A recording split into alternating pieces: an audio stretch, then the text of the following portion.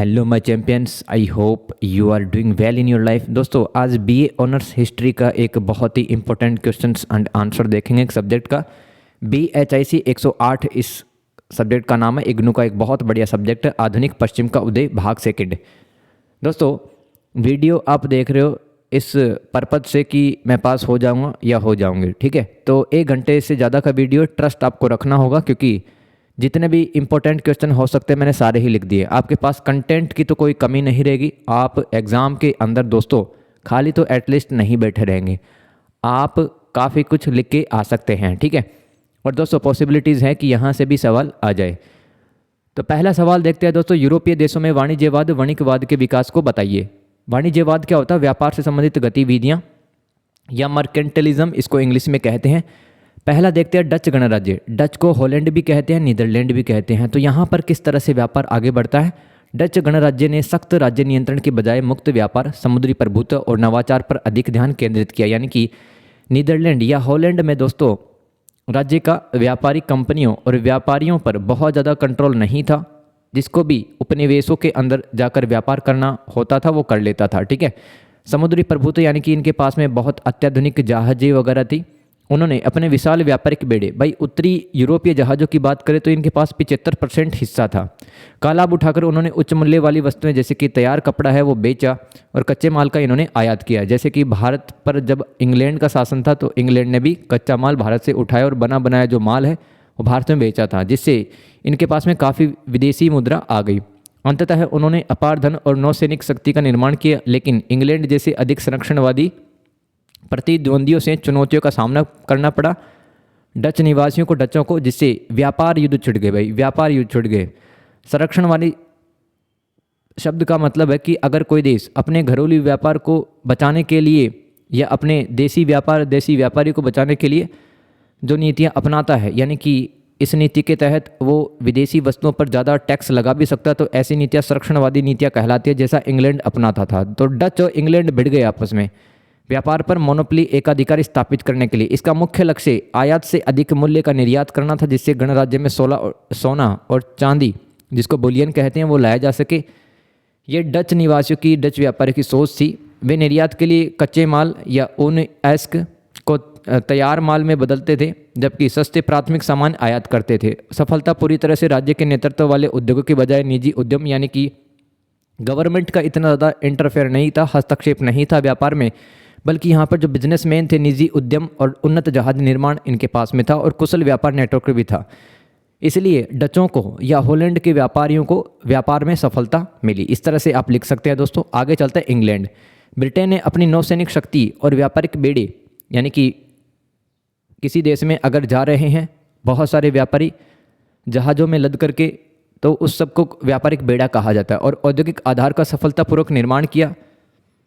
England की जो navy थी ना, दुनिया में सबसे बेस्ट नेवी थी, इसलिए पूरी दुनिया पर शासन कर पाए इंग्लैंड, जिसे वह एक प्रमुख विश्व व्यापारी के रूप में भी स्थापित हुआ। ईस्ट इंडिया कंपनी जैसी राज्य समर्थित एकाधिकार कंपनियों ने, यानी कि ईस्ट इंडिया कंपनी को राज्य का सपोर्ट मिलता था, ठीक है। और वैसे तो चार्टर्ड कंपनी थी, यानी कि ईस्ट इंडिया कंपनी में अलग अलग लोगों ने शेयर वगैरह खरीदे होते थे, और संसाधनों का दोहन किया ऐसी कंपनियों ने जिन्हें निजी निवेश द्वारा वित्त पोषित किया जाता था। यानी कि ब्रिटेन के बिजनेसमैन हैं वो ईस्ट इंडिया कंपनी पर पैसा लगाते थे, ठीक है।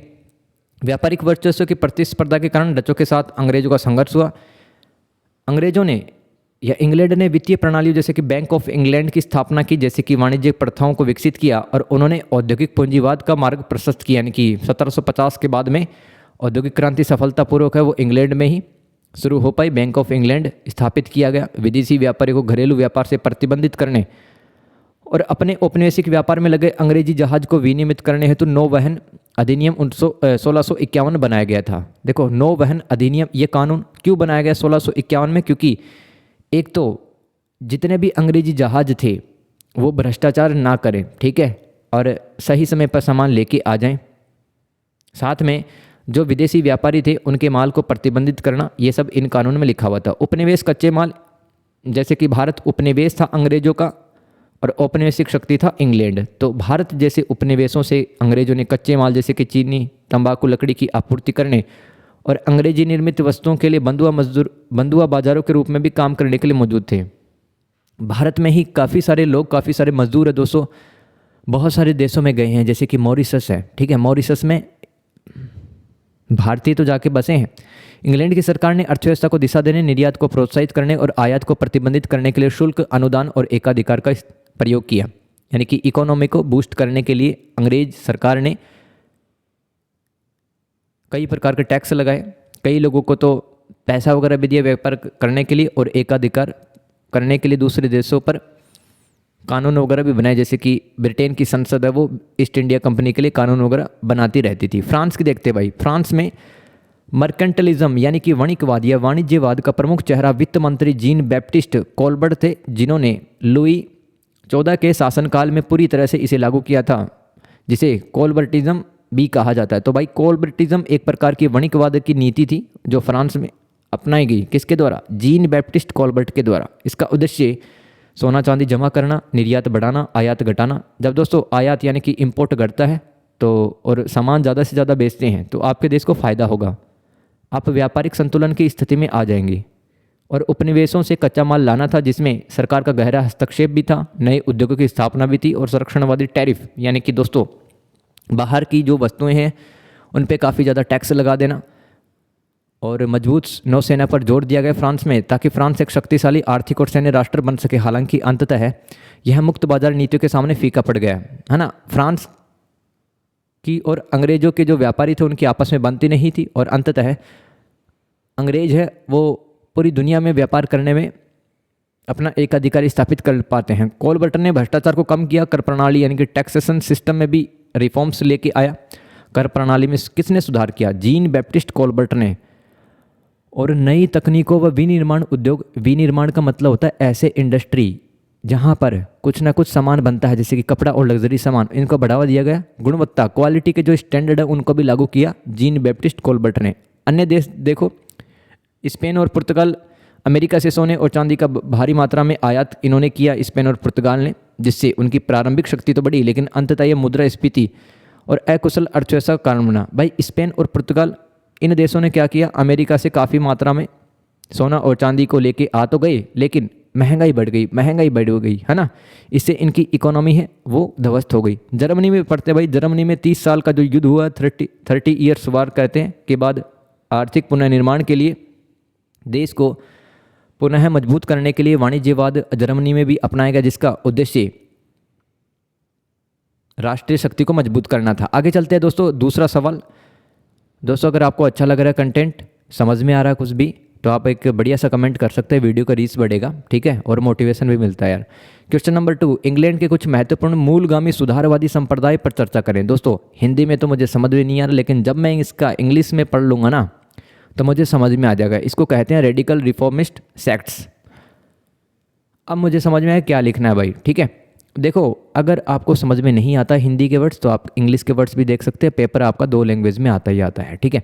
तो देखो इंग्लैंड में दोस्तों कुछ रेडिकल रिफॉर्मिस्ट हुए हैं, संप्रदाय हुए हैं, उनकी गतिविधियों के बारे में आपको बताना, जैसे कि प्रारंभिक क्रांतिकारी सुधार जो कि 16वीं और 18वीं शताब्दी में हुए थे, जैसे कि लाल आर्ट्स। 14वीं शताब्दी के उत्तरार्ध में धर्मशास्त्री जॉन वाइकफ की शिक्षाओं से उत्पन्न हुए लाल आर्ट्स ने कैथोलिक चर्च के अधिकार को चुनौती दी, बाइबल के अंग्रेजी अनुवाद की वकालत की और पादरी विशेषाधिकार भी सवाल उठाए।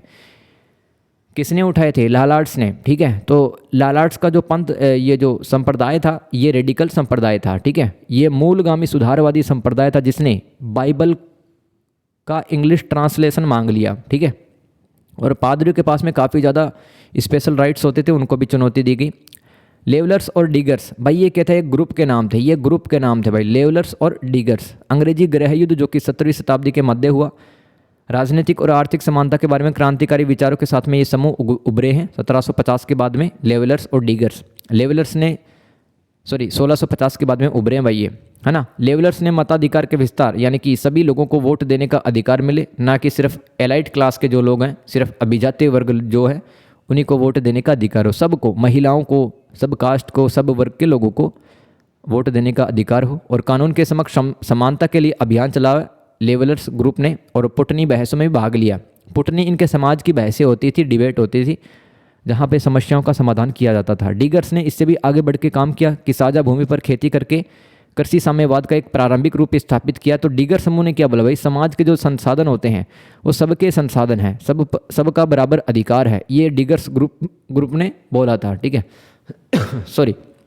ज्ञानोदय के कट्टरपंथी, देखो 18वीं शताब्दी के उत्तरार्ध में, यानी कि दोस्तों मैं बात कर रहा हूँ यहाँ पर 1780 के बाद का जो टाइम है वो 18वीं शताब्दी का उत्तरार्ध होगा।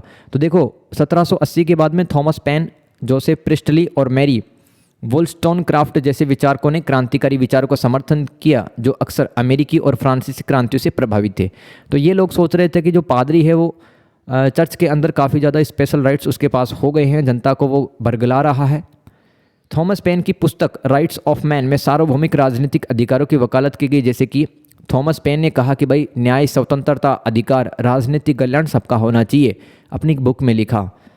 और मैरी वोllस्टोनक्राफ्ट की रचना a vindication of the rights of woman 1792 में लिखी गई, इसमें महिलाओं के अधिकारों के बारे में बताया है मैरी वोllस्टोनक्राफ्ट ने। 19वीं सदी के आंदोलन देखो भाई, यह मूलगामी सुधार आंदोलन है, मूलवादी सुधार आंदोलन है। ठीक है, रेडिकल रिफॉर्मिस्ट सेक्ट, यानी कि इनकी सोच है वो क्रांतिकारी थी सभी की। आगे चलते हैं 19वीं सदी के आंदोलन।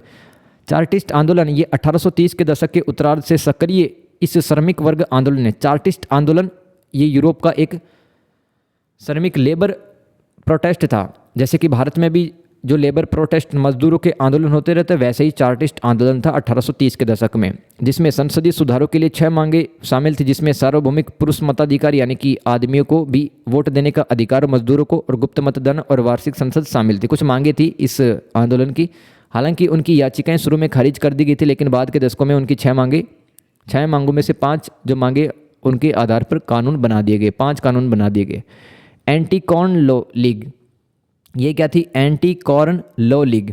रिचर्ड कोबडेन और जॉन ब्राइट के नेतृत्व में इस मध्यम वर्गीय आंदोलन ने 1846 में कॉर्न कानूनों को निरस्त करने के लिए सफलतापूर्वक अभियान चला, जिसने आयातित अनाज पर शुल्क लगाया और खाद्य कीमतों को उच्च बनाए रखा था। तो ये भी एक आंदोलन चला है जिससे जो अनाज की कीमतें हैं वो स्थिर रखी जा सकें। मताधिकार आंदोलनकारी महिलाएं, यानी कि दोस्तों 20वीं शताब्दी के शुरुआत में एमेलिन पेनखर्स्ट और महिला सामाजिक और राजनीतिक संघ, जिसको यूरोप के इतिहास में WSPU के नाम से जाना जाता, महिला सामाजिक अधिकार आंदोलन था। इसके नेतृत्व में चलाए गए महिला मताधिकार के लिए उग्र अभियान किया गया। महिलाओं ने मतदान के अधिकार को लेकर के बढ़ चढ़ करके हिस्सा लिया था। थॉमस हॉब्स के राजनीतिक सिद्धांत पर चिंतन करें। दोस्तों ये 10 नंबर का भी सवाल आ सकता है और 20 नंबर का भी आ सकता है, ये आया हुआ भी है, रिपीट हो चुका है ये। ठीक है, देखो थॉमस हॉब्स, इन्होंने क्या कहा है, मानव स्वभाव पर विचार। हॉब्स मानते थे कि मनुष्य स्वभाव से स्वार्थी है, यानी कि सेल्फिश टाइप का इंसान, और है ही है सेल्फिश अपन। इसमें सोचने वाली कौन सी बात है। प्रतिस्पर्धी हम कंपटीशन करते रहते हैं, उससे अच्छे नंबर ले आए, उससे बढ़िया स्पोर्ट्स बाइक खरीद ले, उससे बढ़िया लैपटॉप, उससे बढ़िया कपड़े मेरे, है ना। और शक्ति लोभी होती है, यानी कि शक्ति को अर्जित करने की पावर सबसे ज़्यादा एक्वायर करने की कोशिश करता है इंसान। वे हमेशा अपनी इच्छाओं और सुख की तलाश में रहते हैं। उनकी प्रसिद्ध पंक्ति है, मनुष्य मनुष्य का ही भेड़िया है। ये थॉमस हॉब्स ने कहा है, जो कि मतलब आज के टाइम पर तो काफ़ी ज़्यादा रिलेवेंस रखता है। प्राकृतिक अवस्था, थॉमस हॉब्स प्राकृतिक अवस्था एक काल्पनिक स्थिति के बारे में बताते हैं। प्राकृतिक अवस्था एक काल्पनिक स्थिति है जब कोई सरकार या कानून नहीं था। ठीक है, देखो पहले के टाइम पर कोई सरकार, जब कानून नहीं था तो प्रकृति के कानून चलते थे। हॉब्स के अनुसार सबका सबके विरुद्ध वार की स्थिति थी, जहाँ कोई न्याय, नैतिकता या संपत्ति नहीं थी, केवल भय और हिंसा थी। इस अवस्था में जीवन एकांकी, दीनहीन, घृणित और पाशविक और अल्प था। यानी कि जब कोई सरकार नहीं थी, कोई कानून नहीं था, कोई किसी पर भी कब्जा कर लेता था। जैसे कि यूरोप में 30 साल के लिए युद्ध हुए हैं। ठीक है, ज़मीनों को हड़प लेना, प्राकृतिक संसाधनों का दोहन कर लेना। तो इस प्राकृतिक अवस्था में एक इंसान का जो जीवन है वो एकाकी, यानी कि वो अकेला, लोनलीनेस को फील करता है, दीनहीन, गरीब है, घृणित, मतलब उससे जिलेसी करते हैं लोग, पाशविक यानी कि पशुओं की तरह जीवन जी रहा, और अल्प यानी कि उसका जीवन की जो क्वालिटी है वो भी कम थी। सामाजिक अनुबंध, सोशल कॉन्ट्रैक्ट, तो थॉमस हॉब्स बताता प्राकृतिक अवस्था की भयावहता से बचने और सुरक्षा के पाने के लिए मनुष्य तर्क के माध्यम से एक समझौते पर आते हैं। वे अपनी सारी स्वतंत्रता और शक्ति एक संप्रभु को सौंप देते हैं। जैसे कि हम विधायकों को, हम सांसदों को दोस्तों हमारी सब शक्तियां दे देते हैं ताकि वो हमारे लिए कुछ कुछ नियम बना दे। वो एक प्रकार का सामाजिक अनुबंध होता है, सोशल कॉन्ट्रैक्ट होता है कि भाई हमने आज़ादी अधिकार तुम्हें दे दिया और तुम बदले के अंदर कानून बना के हमें दे देना। यह एक तरफ समझौता नहीं है, बल्कि नागरिकों द्वारा किया गया साझा समझौता है। संप्रभुता, संप्रभुता क्या होती है? जब कोई देश बिना किसी के बाहरी दबाव में डिसीजन लेता है, जैसे कि भारत एक संप्रभु देश है, हम किसी देश के दबाव में थोड़ी आते हैं, है ना। संप्रभु को असीमित और अविभाज्य शक्तियाँ प्राप्त होती है, यानी कि राजा और सरकार को अनलिमिटेड पावर्स प्राप्त होती हैं। संप्रभु ही कानून बनाता है, न्याय करता, दंड देता है, उसकी आज्ञा ही कानून और न्यायपूर्ण है। संप्रभु को चुनौती नहीं दी जा सकती क्योंकि वह खुद अनुबंध का हिस्सा नहीं है, बल्कि उसका परिणाम और उसकी शक्ति का उद्देश्य केवल व्यवस्था बनाए रखना है। यानी कि जो सरकार की बात हम करते हैं, जो राजा की बात करते हैं ना, वो तो अपने आप में संप्रभु है, उसका काम कानून बनाना है, ठीक है, समाज में न्यायपूर्ण व्यवस्था को स्थापित करना है, लेकिन वो इस अनुबंध का हिस्सा नहीं है। अनुबंध का हिस्सा तो सिर्फ मंत्री होते हैं, है ना, मंत्री और नागरिक होते हैं, राजा और सरकार नहीं होती है। इसका इस अनुबंध का हिस्सा, इस कॉन्ट्रैक्ट का हिस्सा वो नहीं होती है। पूर्ण राजतंत्र का समर्थन, हॉब्स एक निरंकुश राज्य एब्सोल्यूट स्टेट के पक्षधर थे, जहां सम्राट के पास पूर्ण शक्ति, उसका मानना था, थॉमस हॉब्स का मानना था, अराजकता फैलने की संभावना कम होगी। जब राजा के पास में शक्तियां ज़्यादा होंगी तो थॉमस हॉब्स कह रहा है कि राज्य के अंदर अनार्की नहीं फैलेगी, अस्तव्यवस्था नहीं फैलेगी, सब नियमों से चलेगा। संप्रभु के पास यानी कि राजा के पास नागरिकों की संपत्ति पर भी पूर्ण अधिकार होता है, क्योंकि संप्रभु की शक्ति के बिना संपत्ति की सुरक्षा असंभव है। यानी कि दोस्तों, जो लोग हैं उनके पास में जितनी प्रॉपर्टी है, वो प्रॉपर्टी कब तक सुरक्षित है? जब वो राजा की बात मानेंगे। तो राजा एक संप्रभु होता है, राजा के पास में शक्तियाँ भी होती है। आगे चलते हैं, प्रतिरोध का अधिकार। देखो, संप्रभु का विरोध नहीं किया जा सकता, यानी कि सरकार और राजा का विरोध नहीं कर सकते हैं। और राजा या सरकार चाहे तो अगर कोई व्यक्ति अपने जीवन को नुकसान पहुंचा रहा है तो राजा या सरकार है प्रतिरोध कर सकता है इसका, क्योंकि उनके पास में राइट्स है। जैसे कि भारत में सुसाइड अगर कोई कर लेता है लेकिन वो मरता नहीं है तो उसको सज़ा मिलती है, तो इसी चीज़ को प्रतिरोध का अधिकार, राइट टू रेजिस्टेंस कहा जा रहा है। क्वेश्चन नंबर 14, 17वीं सदी के मध्य से 18वीं शताब्दी के मध्य तक उभरने वाली दृश्य शैलियों का वर्णन करें। दोस्तों, आपसे क्या पूछा है? विजुअल आर्ट्स, दृश्य शैली यानी कि विजुअल आर्ट्स जो कि आपको दिखती हैं, जैसे कि वास्तुकला, है ना, वास्तुकला और चित्रकला, पेंटिंग, है ना, वास्तुकला, चित्रकला, पेंटिंग और मूर्तिकला, 3 चीज़ें हैं, वो मैं आपको बताऊंगा, ये दृश्य कला कहलाती है। पहला देख लेते हैं दोस्तों, इंपॉर्टेंट है, ये सवाल आ भी चुका भाई, 2 बार है, PYQ मैंने देखी है, 2 बार तो आ चुका है, तीसरी बार आ जाएगा 20 नंबर का, ठीक है। तो हर सवाल है बहुत काम का है, और दोस्तों ऐसे पढ़ना आपको जैसे कि यही सवाल एग्जाम के अंदर आने वाला है। तो 17वीं सदी के मध्य यानी कि 1650 से लेके और 1750 के बीच में दोस्तों कौन कौन सी मतलब आर्किटेक्चर बनाई, जो बिल्डिंगें बनाई जाती हैं उसके बारे में पढ़ते हैं। वास्तुकला यानी कि जो भवन निर्माण होता है उससे संबंधित हम पढ़ेंगे। इसमें बारोक वास्तुकला के बारे में पढ़ना होता है आपको। 1600 से लेकर 1750 ईस्वी तक इसका विकास हुआ है। बारोक वास्तुकला रोम में उभरी, यानी कि आज का जो इटली है, वहाँ पर बारोक वास्तुकला उभरी और पूरे यूरोप में फैल गई, जो प्रति सुधार और निरंकुश राजतंत्रों की स्थापत्य अभिव्यक्ति बन गई थी। यानी कि दोस्तों जितने भी निरंकुश राजा थे ना, वो बड़ी से बड़ी इमारत, बड़ा से बड़ा स्मारक बनाना चाहते थे ताकि वो जनता में भय व्याप्त कर सके। चर्च और राज्य की शक्ति मतलब कितनी महान है वो लोगों को बताई जा सके, इसलिए बारोक वास्तुकला के अंदर बहुत बड़े बड़े बिल्डिंग बनाए गए। वास्तुकारों ने घुमावदार रेखाओं, घुमावदार स्तंभों, जिसको सेलोमोनिक स्तंभ भी कहते हैं, और अंडाकार स्थानों का प्रयोग किया। आंतरिक सज्जा को संगमरमर, सोने, प्लास्टर और व्यापक भित्ति चित्रों से भरपूर सजाया गया था। बारोक वास्तुकला के अंदर दोस्तों दीवारों पर भी दीवारों पर भी मतलब कुछ डिजाइन है वो उकेरी जाती थी, है ना।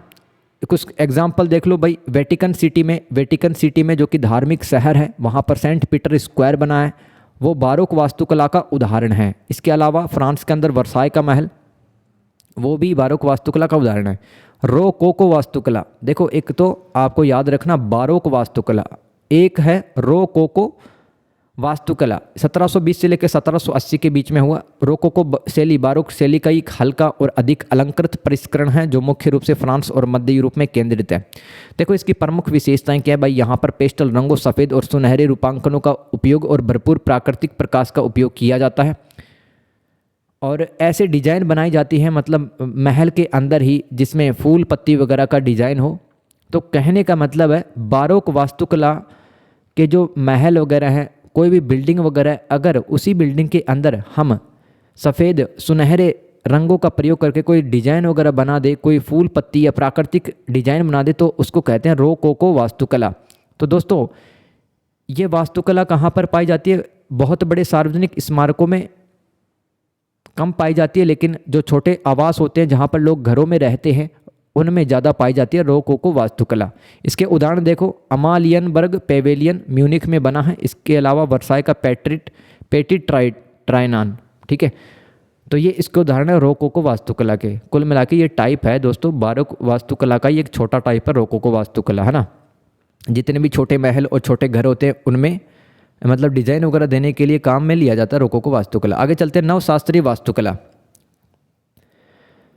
तो देखो ये 1750 और 1830 के बीच में आई है। इसमें दोस्तों स्वच्छ रेखाओं, ज्यामिति रूप यानी कि त्रिभुज, वृत्त, है ना, और वर्ग वगैरह है, ज्योमेट्रिकल शेप्स हैं वो बनाई जाने लगी बिल्डिंगों पर और संतुलित अनुपात में बनाई गई। इसके अलावा स्तंभ बनाए गए जिनको डोरिक, आयोनिक और कोरिन्थियन कहते हैं। इसके अलावा पेडिमेंट बनाए गए, गुंबद बनाए गए और समतल अग्रभाग बनाए गए भाई 1750 से 1830 के बीच में। यह नवशास्त्रीयवाद वास्तुकला है। यह शैली लोकतंत्र, तर्क और नागरिक कर्तव्य के शास्त्रीय आदर्शों से जुड़ी थी, जैसे कि पेरिस के अंदर पैंथियन बिल्डिंग, लंदन के अंदर बकिंगम पैलेस और बर्लिन के अंदर ब्रेडेनबर्ग गेट जो बना है दोस्तों, वो नवशास्त्रीय वास्तुकला का उदाहरण है। आगे चलते हैं चित्रकला। ये तो हमने आर्किटेक्चर वास्तुकला के बारे में पढ़ा, अब पढ़ेंगे पेंटिंग के बारे में।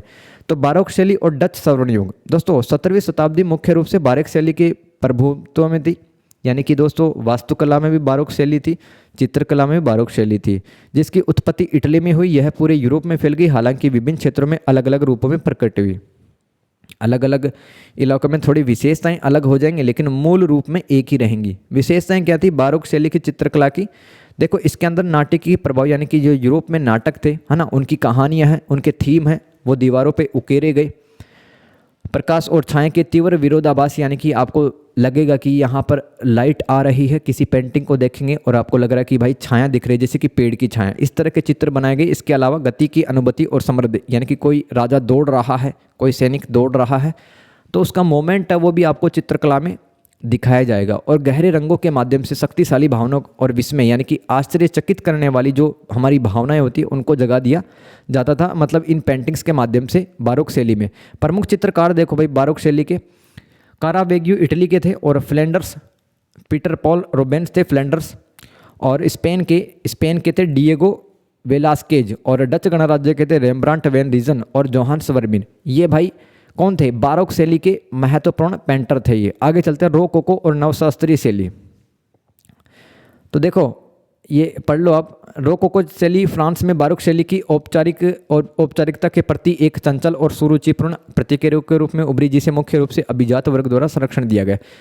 देखो जैसे वास्तुकला के अंदर बताया था मैंने, बारोक शैली है, उसका एक सब टाइप है, उसका ही एक उप प्रकार है रोकोको शैली, ठीक है। तो रोकोको शैली भी मतलब कुछ खास अंतर नहीं आया, लेकिन इसके अंदर हल्के रंगों का प्रयोग किया गया। इस पेंटिंग में हल्के गुलाबी, हल्के नीले, हल्के हरे रंग का प्रयोग किया गया। इसके अलावा प्रवाहमय रेखाएं, मतलब लहरदार रेखाओं का डिजाइन किया गया। पेंटिंग में सजावटें की गई, शंख बनाए गए, फूल बनाए गई। और थीम क्या होती थी?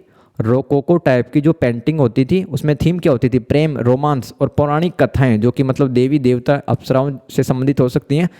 और रमणीय, यानी कि बहुत सुंदर सी जो मतलब प्राकृतिक परिवेश से रिलेटेड जो बातें हो सकती हैं, जैसे कि कोई उद्यान गार्डन बना दिया, पहाड़ बना दिए, झरने बना दिए, इस तरह की थीम होती थी रोकोको पेंटिंग में। इसके अलावा दोस्तों कामुक तरह की भी थीम्स होती थी, है ना, इरोटिक टाइप की। और अभिजात वर्ग के अवकाश गतिविधियों, फेट्स गैलांट्स उसको कहेंगे। तो अभिजात वर्ग का मतलब क्या? ऐसे लोग जो दरबार के अंदर उनकी सामाजिक और आर्थिक स्थिति मजबूत होती थी, उनको कहेंगे अभिजात वर्ग। तो भाई अभिजात वर्ग के जो लोग हैं वो जब गार्डन में छुट्टी मनाया करते थे तो उनको दिखा देना कि भाई छुट्टी मना रहे हैं। ये रोकोको शैली में पेंटिंग बनाई गई थी। प्रमुख चित्रकार कौन है? जीन एंटोइन वाइटेव, फ्रांकोइस बूचर और जीन होनेरो फ्रेनोगर्ड। अब देखो नवशास्त्रीयवाद चित्रकला, देखो मैंने आपको वास्तुकला के अंदर भी बारोक शैली और फिर रोकोको शैली और फिर मैंने नवशास्त्रीयवाद वास्तुकला बताई थी। चित्रकला में भी 3 पार्ट होंगे। इसकी विशेषता क्या है? समरूपता आ गई, यानी कि सिमेट्री आ गई, है ना, सिमेट्री आ गई, यानी 2 पेड़ बनाए गए या फिर 2 आकृतियाँ एक साथ बनाई जाने लगी। और इसके अंदर हल्के रंगों की तुलना में अब सौम्य और एक रंगी होते थे, यानी कि एक ही रंगों का प्रयोग किया गया, समान रंगों का। और नवशास्त्रीयवाद चित्रकला में दोस्तों थीम क्या होती थी? वीरतापूर्ण, नैतिक और उपदेशात्मक विषयों को समाहित किया गया, जो कि फ्रांसीसी और अमेरिकी क्रांति से पहले के गणतंत्रवादी मूल्यों के अनुरूप नागरिक सद्गुण, देशभक्ति और आत्म बलिदान को बढ़ावा देते हैं। यानी कि युद्धों की, वीरों की, है ना, शौर्य पराक्रम से रिलेटेड जितनी कहानियाँ थी, जितने युद्ध वगैरह हुए थे पहले, वो नवशास्त्रीय युवा चित्रकला के अंदर दिखाए गए। ऐसे याद रखना है। प्रमुख चित्रकार कौन थे? जैक्स लुई डेविड और एंजेलिका कॉफमैन। आगे चलते हैं। देखो मूर्तिकला और पढ़ लो भाई। मूर्तिकला, बारोक मूर्तिकला क्या है? इसमें घुमावदार आकृतियाँ बनाई गई, भावनात्मक उमंग दिखाई गई और नाटकीय तनाव, भव्यता, चित्रकला और फव्वारे। देखो बारोक मूर्तिकला के अंदर घुमावदार आकृतियाँ बनाई गई और उन मूर्तियों के अंदर आपको इमोशनल टाइप की जो उमंग होती है, नाटकीय तनाव होते हैं, भव्यता, वास्तुकला और चित्रकला और फव्वारे जैसे मतलब दिखाया गया। देखो ये जो एक मूर्ति बनी, इसमें देख सकते हैं आप, इनका उद्देश्य क्या होता था? अक्सर तीव्र धार्मिक भावना के साथ प्रति सुधार आंदोलन, जो कैथोलिक चर्च की सेवा करते थे, या सम्राटों जैसे कि लुई 14 का महिमा मंडन करते थे। यानी कि ऐसी मूर्तियाँ बनाई गई जो राजा की प्रशंसा करें, है ना, राजा के मतलब किसी राजा के दरबार में रहने वाले किसी भी व्यक्ति की मूर्ति बना दी। तो देखो रोकोको मूर्तिकला क्या भाई? 18वीं शताब्दी में देखते हैं इसकी विशेषता बारोक की भव्यता के प्रति एक हल्की और अधिक चंचल और अलंकृत प्रतिक्रिया थी, जो लालित्य, विषमता और नाजुक विवरण पर जोर देती है और अक्सर पौराणिक कथाओं, प्रेम और देहाती जीवनों के विषय पर जोड़ती है। यानी कि रोकोको मूर्तियाँ जो बनाएगी, उनके अंदर गांव देहात के अंदर जो कहानियाँ वगैरह प्रचलित थी, उसी के कैरेक्टर ले लिए जाते थे। आप ये याद रखो। नवशास्त्रीय मूर्तिकला क्या है? ये शास्त्रीय ग्रीक और रोमन आदर्शों की झलक हमें दिखाती हैं, जिसमें एक आदर्श सौंदर्य देखने के लिए मिलता है, संयम देखने के लिए मिलता है, नैतिक सद्गुण यानी कि अच्छे गुण, है ना, जो कि अक्सर रोकोको की चंचलता के विपरीत होती है। तो कन्फ्यूज़ नहीं होना है इसके अंदर, ठीक है। ये बारोक पहले आएगा हर चीज़ में, यानी कि वास्तुकला में भी आएगा, चित्रकला में भी आएगा और ये मूर्तिकला के अंदर भी आएगा। और ये तीनों लिखना आपको। नवशास्त्रीय मूर्तिकला में बस इतना याद रखो कि प्राचीन मूर्तियाँ बनाई गई शास्त्रीय सिद्धांत से प्रेरित होकर के और सार्वभौमिक आदर्शों और कालातीत की खोज की इन्होंने। यानी कि पुराने जो सिद्धांत थे, पुरानी परंपराएं थी, उनको थीम बना करके नवशास्त्रीय मूर्तिकला बनाई गई। आप ये याद रखो, जिसमें प्राचीन ग्रीक और रोमन आदर्शों को की झलक हम देख सकते हैं। देखो ये वीडियो आप 2-3 बार देखोगे तब जाके कुछ समझ में आएगा, ठीक है। और इसको रटे लेना भाई, क्योंकि ऐसे ही सवाल आने वाले। ये सवाल है 2 बार तो पहले पूछा जा चुका है, ठीक है, 2 बार पहले पूछा जा चुका है ये सवाल। 17वीं सदी के मध्य से 18वीं शताब्दी के मध्य तक उभरने वाली दृश्य शैलियों का वर्णन करें। यानी कि जो विजुअल आर्ट्स होती हैं, जिसमें आपको वास्तुकला, आपको चित्रकला और मूर्तिकला के बारे में बताना होता है, ठीक है। वो तीनों आप एक एक करके बताएंगे। आगे चलते क्वेश्चन नंबर 5। 1649 ईस्वी तक इंग्लैंड में राजा और संसद के बीच टकराव की प्रकृति पर चर्चा करें। देखो भिड़ गए राजा और संसद भिड़ गए। राजा चाहता था मेरी अधिकार ज़्यादा हो, संसद चाहता था नहीं, राजा हमारे कंट्रोल में रहे। तो देवीय अधिकार बनाम संसदीय संप्रभुता, तो इस हेडिंग में लिखेंगे आप। चार्ल्स प्रथम का मानना था, 1650 में इंग्लैंड का राजा चार्ल्स प्रथम था, वो कहता था कि राजा को देवीय अधिकार प्राप्त है, यानी कि देवताओं ने खुद आदेश दिया है प्रजा पर शासन करने के लिए मुझे, और वह जो राजा है मतलब कानून से ऊपर है और उसे संसद की सहमति के बिना शासन करने का अधिकार है। लेकिन संसद का मानना था कि राजा को कानून का पालन करना चाहिए और राज्य के मामलों में विशेष कर लगाने और कानून बनाने में संसद की सहमति आवश्यक है। तो आपस में लड़ रहे थे भाई, है ना। वित्तीय और कर संबंधी विवाद। चार्ल्स प्रथम को धन की आवश्यकता थी और उन्होंने संसद की सहमति के बिना सिप मनी यानी कि शिपिंग के लिए एक अनिवार्य कर जैसे टैक्स लगा दिया, जिसका संसद और जनता ने विरोध किया। इसे उनके निरंकुश शासन का प्रतीक माना गया। तो टैक्स से लेकर के भी विवाद चलता रहता था संसद और ब्रिटेन के राजा का। 1649 ईस्वी में आगे चलते धार्मिक मतभेद और चर्च पे नियंत्रण। चार्ल्स प्रथम के कैथोलिक झुकाव और बिशप्स को बढ़ावा देने से प्यूरिटन असंतुष्ट थे। दोस्तों बिशप्स कौन होते हैं? ईसाई धर्म में जो बहुत बड़ा गुरु होता है, ईसाई धर्म में जो बहुत बड़ा गुरु होता है, जो पादरी होता है, बहुत बड़ा पादरी, उसको बिशप्स कहते हैं, जिसके अंदर बहुत सारे छोटे छोटे पादरी आते हैं और वो छोटे छोटे चर्चों को संभालता भी है। और सब शहर के सबसे बड़े चर्च का वो पादरी होता है, मुख्य पादरी होता है बिशप्स, ठीक है। तो चार्ल्स प्रथम है दोस्तों कैथोलिक संप्रदाय को मानता था और बिशप्स को बढ़ावा दे रहा था। इसलिए प्यूरिटन कौन थे?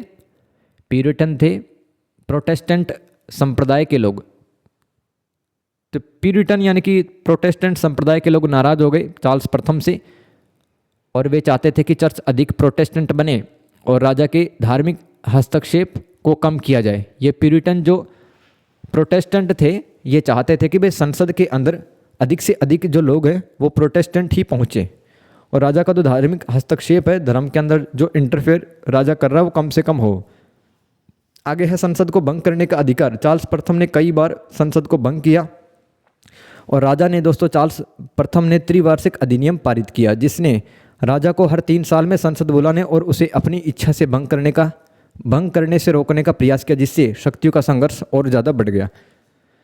निरंकुशता और अत्याचार। राजा के व्यक्तिगत शासन और उसके बाद के कार्यों को जनता और संसद द्वारा अत्याचार और निरंकुशता के रूप में देखा गया, जिससे विरोध और गहरा हो गया। मतलब जो 1649 में जो ये राजा था ना, क्या नाम था इसका, चार्ल्स प्रथम, ये बहुत ज़्यादा अत्याचार कर रहा था, अपनी जनता पर निरंकुश रूप से शासन करता था, इसलिए जनता नाराज हो गई। परिणाम देखो, गृह युद्ध हो गया इंग्लैंड के अंदर। इन मतभेदों के कारण 1682 ईस्वी में गृह युद्ध शुरू हो गया, जिसमें राजा के वफादार और संसद के समर्थक आमने सामने थे। चार्ल्स प्रथम की हार हुई। ओलिवर क्रोमवेल के नेतृत्व वाली न्यू मॉडल आर्मी ने राजा की सेना को नेस्बी के युद्ध में हरा दिया। भाई ओलिवर क्रोमवेल कौन थे? ये इंग्लैंड के पॉलिटिशियंस थे, ओलिवर क्रोमवेल, ठीक है। तो इनसे रिलेटेड भी मैंने एक सवाल लिखा है, वो आगे पढ़ेंगे। तो चार्ल्स प्रथम हार गया भाई। ओलिवर क्रोमवेल ने युद्ध लड़ा, ठीक है, युद्ध लड़ा किसके खिलाफ? चार्ल्स प्रथम के खिलाफ, और हरा दिया। राजद्रोह और फांसी। देखो इंग्लैंड में पहली बार ऐसा हुआ कि राजा को ही फांसी के तख्ते पर लटका दिया गया। चार्ल्स प्रथम पर राजद्रोह का मुकदमा चला और 30 जनवरी 1649 को उन्हें फांसी दे दी गई, जो ब्रिटिश इतिहास में एकमात्र सम्राट की फांसी थी। गणतंत्र की स्थापना। इसके बाद इंग्लैंड में राजशाही समाप्त हो गई और राष्ट्रमंडल यानी कि कॉमनवेल्थ, राष्ट्रमंडल में बहुत सारे देश आते हैं, है ना। तो आज दोस्तों राष्ट्रमंडल में कौन कौन से देश आते हैं जो कि कभी मतलब इंग्लैंड के गुलाम रहे थे, है ना, जिस पर इंग्लैंड ने प्रत्यक्ष रूप से शासन किया था। तो कॉमनवेल्थ की स्थापना हुई, जिससे संसद के हाथों में सत्ता का हस्तांतरण हो गया, यानी कि राजा है वो कमज़ोर हो गया और सारी शक्तियाँ वो संसद के पास में आ गई। आगे चलते हैं क्वेश्चन नंबर 6 दोस्तों। 17वीं और 18वीं शताब्दी में यूरोप में विज्ञान के विकास के बारे में चर्चा करें। दोस्तों एक बात मैं कह दूं कि भाई ईयरफोन लगा के क्लास सुनना है आपको और मोबाइल की स्क्रीन रोटेट करना है आपको, ठीक है, तब जाके बहुत अच्छे से चीज़ें समझ में आएंगी। 17वीं और 18वीं शताब्दी में यूरोप में विज्ञान के विकास के बारे में बताइए। यहाँ पे बता सकते हैं आप खगोल विज्ञान में कितना विकास हुआ, वैज्ञानिकों के नाम लिखना आपको। इसके अलावा फिजिक्स में और केमिस्ट्री के अंदर और गणित के अंदर किन किन व्यक्तियों ने क्या क्या बोला है वो आप बताएंगे। तो चलो स्टार्ट करते हैं। पहला खगोल विज्ञान, यानी कि ग्रहों से संबंधित जो विज्ञान होता है उसको एस्ट्रोनॉमी कहते हैं, जिसमें विभिन्न प्लैनेट्स और उनके मोशंस के बारे में हम पढ़ते हैं। देखो यहाँ पर मैं कोई आपको वैज्ञानिक सिद्धांत नहीं बताने बैठूंगा, यहाँ पर कोई अपन फिजिक्स या एस्ट्रोनॉमी नहीं पढ़ रहे हैं, है ना। अपन कोर साइंस की नहीं बात करेंगे, सिर्फ ये पढ़ेंगे कि इन्होंने क्या बताया है। निकोलस कोपरनिकस ने सूर्य केंद्रित मॉडल, जिसको अपन हेलियोसेंट्रिक मॉडल भी कहते हैं, उसको बताया। गैलीलियो गैलीली ने दूरबीन से शुक्र ग्रह के जो जितने चरण होते हैं, जिस तरह से घूमता है, जिन कक्षाओं में चक्कर लगाता है, उसके बारे में बताया। बृहस्पति के चंद्रमाओं, देखो जैसे कि धरती का एक चंद्रमा है, वैसे ही बृहस्पति के भी चंद्रमा है, तो बृहस्पति के चंद्रमाओं के बारे में बताया और सूर्य के धब्बों की खोज की, जिससे सूर्य केंद्रित सिद्धांत को समर्थन मिला और उन्हें आधुनिक भौतिकी और खगोल विज्ञान का जनक कहा जाता है। किसको कहा जाता है? निकोलस कोपरनिकस को आधुनिक भौतिकी और खगोल विज्ञान का जनक कहा जाता है। इसके अलावा जोहान्स केपलर के बारे में लिखना है। खगोल विज्ञान में इन्होंने ग्रहों की अंडाकार कक्षाओं, जिसको एलिप्टिकल ऑर्बिट्स कहते हैं, के नियम दिए, जिससे ग्रहों की गति की सटीक व्याख्या हो पाई। आगे चलते भाई, कौन नहीं जानता सर आइजैक न्यूटन को। इन्होंने अपनी रचना प्रिंसिपिया में गुरुत्वाकर्षण के सार्वभौमिक नियम और गति के 3 नियम प्रस्तुत किए। एक्शन रिएक्शन, है ना, ये सब आपने पढ़ा होगा। 3 नियम दिए हैं सर आइजैक न्यूटन ने, और सेब ऊपर फेंका था फिर वो नीचे क्यों आता है ना, वो आसमान में क्यों नहीं गया? क्योंकि दोस्तों एक ग्रेविटेशनल फोर्स होता है, उसी बल की वजह से आसमान में फेंकी गई वस्तु है वो धरती पे वापस आती है। ये किसने बताया था? सर आइजैक न्यूटन ने। और इसके अलावा खगोलीय पिंडों की गति का नियम भी दिया। जेम्स ब्रैडली ने 1727 में प्रकाश के विपथन और 1738 में पृथ्वी के अक्ष के नटेशन की खोज की, जिससे न्यूटन के सिद्धांतों की पुष्टि हुई। विलियम हर्शल ने 1781 में यूरेनस ग्रह की खोज की और बेहतर दूरबीनें बनाई। एडमंड हैली ने हैली के धूमकेतु के लौटने की भविष्यवाणी की। धूमकेतु यानी कि उल्कापिंड जैसे ही होते हैं। आगे चलते भौतिक विज्ञान में क्या विकास हुआ, फिजिक्स में देखते भाई, फिजिक्स में क्या विकास हुआ यूरोप में 17वीं और 18वीं शताब्दी में। देखो यहाँ पर फिजिक्स में वैज्ञानिक पद्धति का शुरुआत हुआ जिसमें व्यवस्थित प्रयोगों और गणितीय विश्लेषण पर जोर दिया गया। अरस्तु के निगमनात्मक तर्क को चुनौती दी गई। अरस्तु के निगमनात्मक तर्क को चुनौती दी गई। न्यूटन ने यांत्रिकी मैकेनिक्स की नींव रखी जिसमें उसने पुली सिस्टम वगैरह को बताया, ठीक है, कितना तनाव होता है रस्सी के अंदर और बाल्टी को ऊपर खींचने के लिए कितना फोर्स की आवश्यकता पड़ेगी। ये सब यांत्रिकी में पढ़ते हैं अपन, है ना। जैसे कि घूर्णन पढ़ते हैं इसके अंदर, है ना, जड़त्व, आघूर्णी, ये सब पढ़ते हैं यांत्रिकी में। मैकेनिक्स जो बाद में शास्त्रीय भौतिकी यानी कि क्लासिकल फिजिक्स का आधार बनी। रेने डेस्कार्टेस ने तर्क और अनुभव के बीच में अंतर को स्पष्ट किया। इसके अलावा नई जो वेधशालाएं हैं, ऑब्जर्वेटरीज, जैसे कि जयपुर के अंदर है, उज्जैन के अंदर है, जंतर मंतर जिसको आप बोलते हो ना, जहाँ पर आप ग्रहों की गति को देख सकते हो, है ना, के माध्यम से ग्रहों की सटीक माप किए गए। नए वेधशालाओं के माध्यम से जिससे न्यूटन के सिद्धांतों की सटीकता जांची गई, यानी कि न्यूटन ने जो भी बताया क्या वो सही बताया, है ना, तो उसको चेक करने के लिए नई वेधशालाओं की स्थापना की गई थी। गणित के क्षेत्र में विकास देखो भाई, रेने डेस्कार्टेस ने कार्तीय निर्देशांक प्रणाली यानी कि कार्टेशियन कोऑर्डिनेट सिस्टम विकसित किया जिसमें बीजगणित जो एल्जेब्रा होती है और ज्योमेट्री जिसमें साइन थीटा कोस थीटा ये सब पढ़ते हैं अपन, है ना, को जोड़ा और ग्राफ बनाने का मार्ग प्रशस्त किया। लियोन हार्ड यूलर ने गणित के इतिहास के सबसे विपुल गणितज्ञ थे। मतलब इन आप जो पाई पढ़ते हो, पाई का मान 22/7 होता है, 3.14, है ना, वो चलता ही जाता है। फिर पाई है, सिग्मा है, ये सब जो संकेत हैं वो किसने दिए थे? लियोन हार्ड ने, है ना, गणित के क्षेत्र में काम किया और गणितों के संकेत जैसे कि पाई सिग्मा को लोकप्रिय बनाया। फ्रांसीसी गणितज्ञ जोसेफ लुई लैंग्रेज और पियरे साइमन लाप्लास और मैरी लेजेंड्रे जैसे गणितज्ञों ने कैलकुलस, विभेदक समीकरणों जैसे कि डिफरेंशियल इक्वेशंस और संभाव्यता, प्रोबेबिलिटी और संख्या सिद्धांत, नंबर थ्योरी में महत्वपूर्ण योगदान दिया था। रसायन विज्ञान में विकास देखो भाई, रॉबर्ट बॉयल इन्हें आधुनिक रसायन विज्ञान का जनक माना जाता है। रॉबर्ट बॉयल को आधुनिक रसायन विज्ञान का जनक माना जाता है। जोसेफ ब्लैक, इन्होंने कार्बन डाइऑक्साइड की CO2 की खोज की। हेनरी क्वेंडिस हाइड्रोजन के बारे में बताया और जोसेफ प्रिस्टली ने ऑक्सीजन के बारे में बताया था। इनको पहचाना कि भाई ये गैस है वो कार्बन डाइऑक्साइड है, ये ऑक्सीजन है। एंटोनी लेवासियो को आधुनिक रसायन विज्ञान का जनक कहा जाता है। इन्होंने ऑक्सीजन की भूमिका को समझाया। ज्वलन की सही व्याख्या की, यानी कि आग क्यों जलती है। एक नई रासायनिक नामकरण प्रणाली भी विकसित की थी। किसने? एंटोनी लेवासिये ने। इसके अलावा दोस्तों तुला और कैलोरीमीटर जैसे उपकरणों के उपयोग से सटीक मापन और विश्लेषण शुरू हुआ केमिस्ट्री में, जिससे रसायन विज्ञान मात्रात्मक क्वांटिटेटिव हो गया। आगे चलते हैं क्वेश्चन नंबर 7। 18वीं सदी में इंग्लैंड और फ्रांस में राज्य और राजनीति पर चर्चा करें। देखो इंग्लैंड की राजनीति की विशेषता बता दो आप, फिर आप फ्रांस की बता दो। देखो इंग्लैंड में संवैधानिक विकास हो रहा था। 1688 की गौरवशाली क्रांति ने, दोस्तों गौरवशाली क्रांति हुई थी 1688 में। इसने राजा की शक्तियों को सीमित किया और संसद को सबसे बड़ा बना दिया, जिससे राजा की इच्छा के निष्पादक के रूप में संसद की भूमिका स्थापित हुई। राजा की इच्छा के निष्पादक, इस लाइन का मतलब है कि संसद जो बोलेगी वही राजा को मानना पड़ेगा। राजा सिर्फ नाम का राजा, जैसे कि भारत में राष्ट्रपति के पास में नाम मात्र की शक्तियां हैं, वास्तविक शक्तियां प्रधानमंत्री के पास में होती हैं। ऐसे ही ब्रिटेन के अंदर राजा सिर्फ नाम मात्र का होता है वहाँ पे, ठीक है, लेकिन शक्तियां वो पार्लियामेंट के पास में होती हैं। ये सब कैसे हुआ? ये 1688 में गौरवशाली क्रांति हुई थी। अगर ये सवाल 10 नंबर का भी आए तो आप लिख सकते हैं गौरवशाली क्रांति के अंदर। हनोवेरियन उत्तराधिकार 1714। दोस्तों हनोवेरियन क्या चीज़ है? ये हनोवेरियन दोस्तों जर्मनी का एक शाही परिवार है जिसने इंग्लैंड पर शासन किया। जॉर्ज फर्स्ट के राजा बनने के बाद राजनीतिक दल विहिग और टोरी मजबूत हुए और कैबिनेट प्रणाली विकसित हुई, जिससे प्रधानमंत्री का पद महत्वपूर्ण हो गया।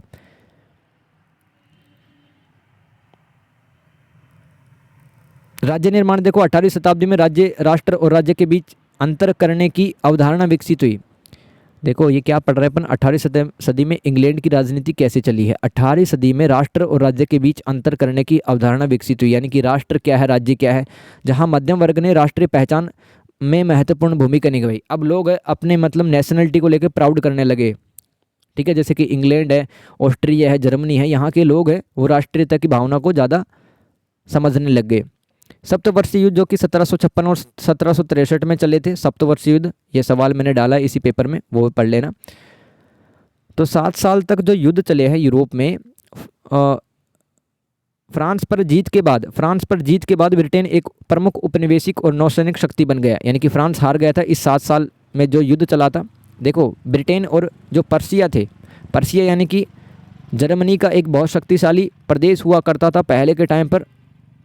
आप बोल सकते हैं सेंट्रल और ईस्टर्न जर्मनी में स्थित था पर्सिया और ब्रिटेन है वो लड़ते हैं फ्रांस, ऑस्ट्रिया, इन सब के साथ में। ठीक है, तो 2 पार्टी होती है, फ्रांस की पार्टी हार जाती है, ब्रिटेन की पार्टी जीत जाती है। तो ब्रिटेन एक मजबूत देश बन के उभरता है, जिसने अमेरिकी उपनिवेशों पर नियंत्रण को मजबूत किया और अमेरिकी क्रांति भी हुई बाद में। फ्रांस की राजनीति देखो भाई, 18वीं सदी में निरंकुश राजशाही, मतलब यहाँ पर जो राजा है वो अत्याचार करेगा, दमन करेगा, एक्सप्लॉइट करेगा जनता को। लुई 16 जैसे शासक देवीय अधिकारों के आधार पर शासन करते थे, लेकिन उनका नियंत्रण कमज़ोर हो रहा था। यानी कि वो अभी भी मान रहे थे कि भगवान ने खुद भेजा है मुझे, ठीक है, मैं जैसा चाहूँगा वैसा ही मैं करूँगा।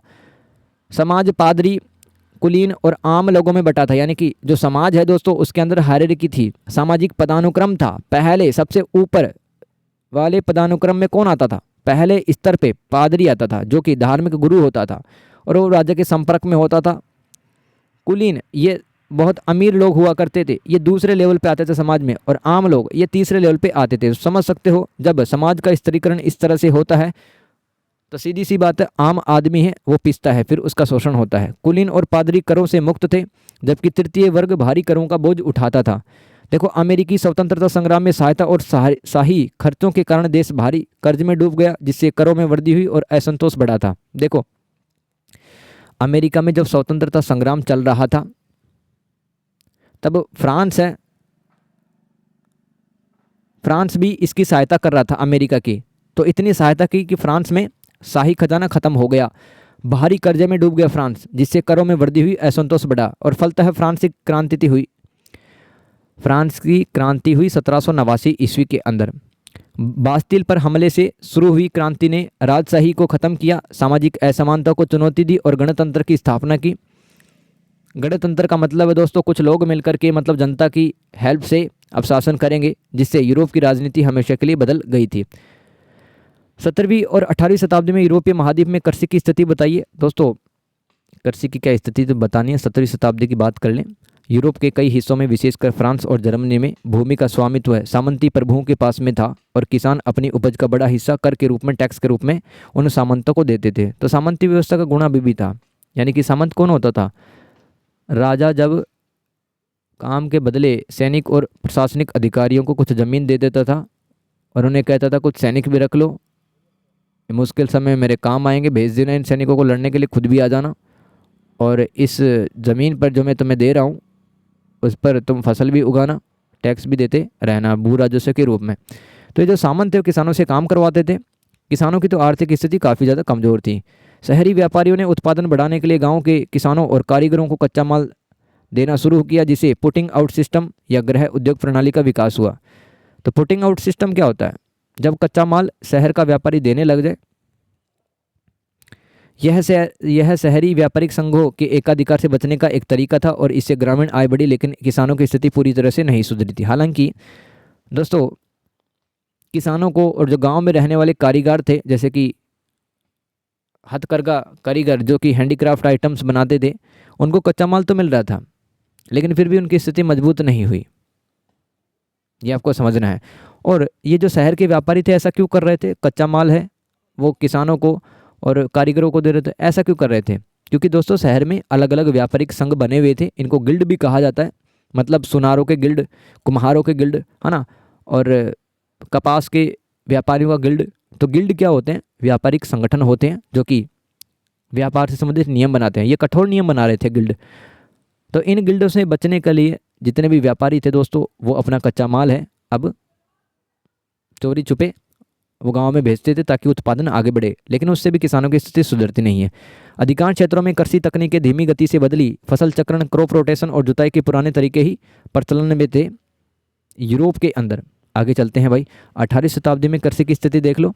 देखो, नई नई फसलें उगाई जाने लगी यूरोप में, जैसे कि सलजम, चारा, बेहतर पशुधन प्रजनन, यानी कि अच्छी नस्ल वाले जो पशु हैं वो अब खेतीबाड़ी के अंदर दिखेंगे। और नवीन उपकरण जैसे कि लोहा हल ने उत्पादकता बढ़ाई। देखो लोहे का जो हल है ज़मीन में चलेगा तो अधिक गहराई तक जुताई कर सकता है, ठीक है। तो ज़मीन की प्रोडक्टिविटी बढ़ती है, यानी कि प्रति एकड़ या प्रति बीघा है वो हमें लब्धि ज़्यादा मिलेगी, फसल की पैदावार ज़्यादा मिलेगी। बाड़बंदी कानूनों से छोटे किसानों की ज़मीन बड़े जमींदारों के हाथों चली गई। यूरोप के अनेक देशों में दोस्तों बाड़बंदी कानून बने थे। इससे क्या हुआ था, किसानों की जो ज़मीन है वो बड़े जमींदारों के पास में चलेगी। इससे बड़े और कुशल खेत बने, यानी कि बड़े बड़े मतलब 100-100 बीघा खेत। लेकिन कई किसान बेघर हो गए, उनके पास ज़मीन नहीं बची और वो क्या करे, खेती बाड़ी को छोड़कर शहरों की तरफ चले गए, पलायन कर गए। और औद्योगिक क्रांति के लिए वो मजदूर बन गए थे फिर वहाँ पे, जो कभी किसान हुआ करते थे। लेकिन बाड़बंदी कानून ने उनकी ज़मीन छीन ली। खाद्य उत्पादन जनसंख्या वृद्धि से तेज़ी से बढ़ा। देखो खाद्य उत्पादन है वो अगर बढ़ेगा तो पॉपुलेशन भी बढ़ेगी। ऐसा ही 18वीं शताब्दी में यूरोप में हुआ, जिससे भोजन की उपलब्धता सुधरी और स्वास्थ्य में सुधार हुआ, लोगों का स्वास्थ्य सुधार हुआ। और औद्योगिक क्रांति के लिए महत्वपूर्ण भी था ये, क्योंकि बहुत सारे लोग अगर स्वस्थ होंगे तो वो कारखानों में फैक्ट्री में काम कर सकेंगे। अन्य महत्वपूर्ण बिंदु भी लिख सकते हो, है ना, क्योंकि 20 नंबर का सवाल है, लिखना तो पड़ेगा आपको, है ना। इंग्लैंड की तुलना में फ्रांस और जर्मनी जैसे देशों में कृषि सुधार धीमे तरीके से आगे बढ़ रहे थे। देखो इंग्लैंड तो काफ़ी ज़्यादा एडवांस था कृषि में 18वीं सदी में, लेकिन फ्रांस और जर्मनी अभी भी धीरे धीरे सुधार कर रहे थे कृषि क्षेत्र में। भूदास प्रथा जिसको सर्फडोम कहते हैं और सामंती अवशेष बने रहे थे। फ्रांस और जर्मनी में अभी भी भूदास प्रथा चलती थी, यानी कि कुछ मजदूरों को, कुछ किसान मजदूरों को कुछ समय के लिए रख लिया जाता था, वो कहीं जा नहीं सकते थे। जनसंख्या बढ़ने लगी, जिससे खाद्य और कच्चे माल की मांग बढ़ी, जिसने कृषि में निवेश और सुधारों को प्रोत्साहित किया। जमीनें सुधारी गई, अच्छी अच्छी बीज, अच्छे अच्छे कीटनाशक जमीन के अंदर डाले गए। खाद्य उत्पादन फूड का प्रोडक्शन बढ़ता है। लेकिन परिवर्तन 18वीं सदी के उत्तरार्ध में ही अधिक स्पष्ट हुआ, यानी कि 1780-90 के आसपास देखें तो ही हमें परिवर्तन देखने के लिए मिलेगा। शहरों के विकास और व्यापार बढ़ने से कृषि वस्तुओं के लिए एक बड़ा बाजार बना, जिससे कृषि क्षेत्र में बदलाव की गति बढ़ी। आगे चलते भाई, अमेरिका की क्रांति पर टिप्पणी लिखना है। अमेरिका की क्रांति कब हुई थी? 1775 से 1783 के बीच में हुई थी। और दोस्तों अमेरिका के अंदर 13 ब्रिटिश उत्तरी अमेरिकी उपनिवेश थे, वो ग्रेट ब्रिटेन के खिलाफ भिड़ गए थे। अब जैसे कि हम पढ़ते हैं कि भाई ब्रिटिश भारत क्षेत्र, ब्रिटिश भारत का क्षेत्र का मतलब क्या है? ऐसे इलाके जिन पर प्रत्यक्ष रूप से अंग्रेजों का कंट्रोल होता था वो ब्रिटिश भारत के क्षेत्र कहलाए। ऐसे ही दोस्तों 13 ब्रिटिश उत्तरी अमेरिकी क्षेत्र थे, उन्होंने ग्रेट ब्रिटेन के खिलाफ हमला बोल दिया। 1775 और 83 के बीच में वो लड़ाई लड़ी उन्होंने। क्रांति के मुख्य कारण क्या थे? ब्रिटिश संसद ने उपनिवेशों पर स्टैंप एक्ट, यानी कि एक प्रकार का स्टाम्प अधिनियम था, और टाउनशेंड एक्ट जैसे टैक्स लगा दिए, लेकिन उपनिवेशवादियों को संसद में प्रतिनिधित्व नहीं मिला। यानी कि दोस्तों जैसे अंग्रेजों ने भारत पर काफ़ी ज़्यादा टैक्स लगा दिए, जैसे कि स्थायी बंदोबस्त में, है ना, देखे अपन रैयतवाड़ी में देखे, माहलवाड़ी व्यवस्था में देखे, अनेक प्रकार के टैक्स थे किसानों पर। वैसे ही अमेरिका में जब गुलाम बनाया अमेरिकियों को, तब स्टाम्प एक्ट और टाउनशेंड एक्ट के माध्यम से अनेक टैक्स लगाए। साथ ही वहाँ के लोग हैं वो ब्रिटेन की पार्लियामेंट में भी, और जो अमेरिका के जो भी विधायिका वगैरह रही होगी उसमें उनको रिप्रेजेंटेशन नहीं मिल पाता था, जिससे प्रतिनिधित्व के बिना कराधान नहीं का नारा गूंजा। अमेरिकियों ने बोला कि एक तो तुम लोग हमें गुलाम बना रखे हो, और साथ में हमारी जो विधायिका है, यानी कि जहाँ पे तुम लोग कानून बनाते हो हमारे लिए, वहाँ पर हमें पहुँचने ही नहीं देते हो, ठीक है। तो जब तक हमारा रिप्रेजेंटेशन नहीं होगा लेजिस्लेचर में या विधायिका में, तब तक हम टैक्स नहीं देंगे। टी एक्ट के विरोध में बोस्टन एक क्षेत्र है, टी अधिनियम आया था चाय पे। टी एक्ट के विरोध में बोस्टन में प्रदर्शनकारियों ने चाय की पेटियां समुद्र में फेंक दी, जिसके बाद अंग्रेजों ने कठोर दंड लगाए, जिससे तनाव और बढ़ा। ब्रिटिश सरकार ने उपनिवेशों पर अधिक नियंत्रण स्थापित करने का प्रयास किया, जिससे उपनिवेशवादियों में असंतोष बढ़ा। स्वतंत्रता, समानता और स्वशासन के विचारों ने उपनिवेशवादियों को प्रेरित किया कि वे अपने अधिकारों के लिए लड़े, जैसे कि भारत में हुआ था। प्रमुख घटनाएं देखो भाई, 1775 में लैंक्सगिटन और कॉनकॉर्ड में पहली लड़ाई लड़ी गई, जिसने युद्ध शुरू किया। देखो युद्ध कैसे शुरू हुआ? 1775 में दो इलाके थे, लैंक्सिगटन और कॉनकॉर्ड, ये दो इलाकों में लड़ाई शुरू हुई, और जॉर्ज वाशिंगटन ने कॉन्टिनेंटल आर्मी का नेतृत्व संभाला था। 1776 में स्वतंत्रता की घोषणा हुई, जिसमें उपनिवेशों ने खुद को स्वतंत्र घोषित कर लिया। 1777 में ट्रेंटन की लड़ाई हुई और उसने अमेरिकी मनोबल बढ़ाया, यानी कि बहुत सारे जो अंग्रेज अधिकारी थे, अंग्रेजों की सेना है, वो मारी गई भाई। 1778 में फ्रांस ने अमेरिका को वित्तीय और सैन्य सहायता देना शुरू किया, जो कि निर्णायक साबित हुई। फ्रांस भी अमेरिका को हेल्प कर रहा था, इसलिए तो मैंने बताया फ्रांस कर्जे में आ गया था और इसलिए फ्रांस में क्रांति हो गई थी, ठीक है। 1781 में यॉर्क टाउन की लड़ाई में ब्रिटिश सेना ने आत्मसमर्पण किया, जिससे युद्ध का अंत हो गया था। परिणाम और महत्व देखो भाई अमेरिकी क्रांति का। पहली बात तो 1783 की पेरिस संधि हुई। पेरिस संधि से ग्रेट ब्रिटेन ने अमेरिका की स्वतंत्रता को मान्यता दी और संयुक्त राज्य अमेरिका का जन्म हुआ था। तो 1783 की पेरिस संधि हुई थी, याद रखना है। और उसी के द्वारा आज संयुक्त राज्य अमेरिका का जन्म, मतलब हम मान रहे हैं कि भाई संयुक्त राज्य अमेरिका कब आज़ाद हुआ, 1783 की पेरिस संधि से। और क्या परिणाम है अमेरिकी क्रांति के? इसने शक्तियों के पृथक्करण और लिखित संविधान पर आधारित एक गणतांत्रिक सरकार की नींव रखी, यानी कि कार्यपालिका, न्यायपालिका और विधायिका, इनके शक्ति और कार्य और दायित्व ये अलग अलग होंगे। ये एक दूसरे के कार्य क्षेत्राधिकार में हस्तक्षेप नहीं करेंगे और गणतंत्रांत्रिक सरकार होगी यहाँ पर, यानी कि लोग हैं अपने प्रतिनिधियों को चुन करके भेजेंगे संसद में। अमेरिकी क्रांति ने दुनिया भर में उपनिवेश विरोधी और लोकतांत्रिक आंदोलनों को प्रेरित किया। अनेक ऐसे देश थे जैसे कि अफ्रीका, एशिया, लैटिन अमेरिका, यहाँ पर भी बहुत सारे देश है वो गुलाम थे यूरोप की औपनिवेशिक शक्तियों के। तो उन्होंने भी सोचा कि भाई जब अमेरिका में सफल क्रांति हो सकती है तो हमारे यहाँ पर भी संघर्ष करके सफल क्रांति हम कर सकते हैं। जॉर्ज वॉशिंगटन अमेरिका के पहले राष्ट्रपति बने और उन्हें राष्ट्र निर्माता भी कहा जाता है। क्वेश्चन नंबर 10, पश्चिमी यूरोप के आर्थिक विकास में युद्ध और सैन्य राजकोषीय नीतियों की भूमिका पर चर्चा करें। दोस्तों जो पश्चिमी यूरोप है उसके आर्थिक विकास में युद्ध और सैन्य राजकोषीय नीतियों की क्या भूमिका रही है? देखो पहली बात तो आप लिख देना कि पहला विश्व युद्ध जो कि 1914 और 18 के बीच में हुआ था, दूसरा विश्व युद्ध 1939 यानी कि 39 और 45 के बीच में हुआ था। इन दोनों युद्धों के कारण बहुत लंबी अवधि के ये युद्ध थे। इन्होंने औद्योगिक और नागरिक बुनियादी ढांचे को ध्वस्त कर दिया, डिस्ट्रॉय कर दिया। नागरिक बुनियादी ढांचे का मतलब है रेलवे, अस्पताल, मेट्रो, जितने भी सड़क हाईवे वगैरह हैं, अस्पताल, पार्क वगैरह, इनको ख़त्म कर दिया इन युद्धों ने। उपनिवेशों के साथ व्यापार बाधित हुआ और यूरोप अमेरिका पर निर्भर हो गया, जिससे आत्मनिर्भरता की नीति और व्यापार बाधाएं बढ़ी थी। युद्धों के वित्त पोषण के लिए अत्यधिक खर्च से कर्ज बढ़ गया, यानी कि अमेरिका है लगातार है वो कर्ज पर पैसा देता रहा जर्मनी को, इंग्लैंड को, जिससे जर्मनी जैसे देशों में हाइपर इन्फ्लेशन यानी कि अत्यधिक मुद्रास्फीति हो गई। मतलब चीज़ों की जो वास्तविक कीमत है 100 गुना 50 गुना तक कीमत बढ़ गई थी, क्योंकि जर्मनी है दोस्तों वो विश्व युद्ध की आर्थिक हानि को भरपाई करने के लिए अमेरिका से पैसे ले रहा था। युद्ध के दौरान इस्पात यानी कि स्टील और हथियारों जैसे सैन्य उत्पादन पर ध्यान केंद्रित किया गया, जिससे अन्य आर्थिक क्षेत्रों में गिरावट आई। यही आपको लिखना है दोस्तों कि पश्चिम यूरोप में जो जितने भी युद्ध हुए हैं इन्होंने इन युद्धों ने आर्थिक विकास में क्या फ़र्क डाला है, क्या प्रभाव डाला है। आगे चलते भाई, शीत युद्ध और सैन्य राजकोषीय नीतियाँ। देखो एक तो शांति लाभांश यानी कि पीस डिविडेंड की नीति। तो बर्लिन की दीवार गिरने के बाद जिसमें मतलब पूर्वी जर्मनी और पश्चिमी जर्मनी एक हो गए थे, है ना।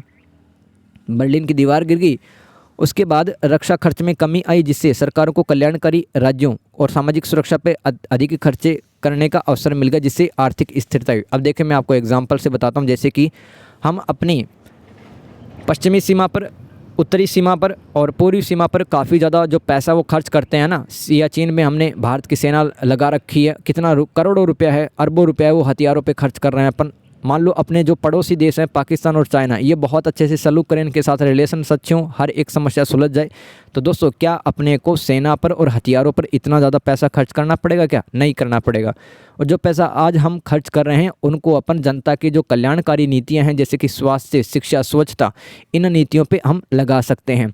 तो शांति लाभांश की जो नीति आई थी यूरोप के अंदर, उसके माध्यम से दोस्तों, उसके माध्यम से जनता का कल्याण करने की नीतियाँ बनाएगी, क्योंकि बर्लिन की दीवार गिरा दी गई थी और वही तो रोड़ा थी, ठीक है, वही तो मेन दिक्कत थी बर्लिन की दीवार।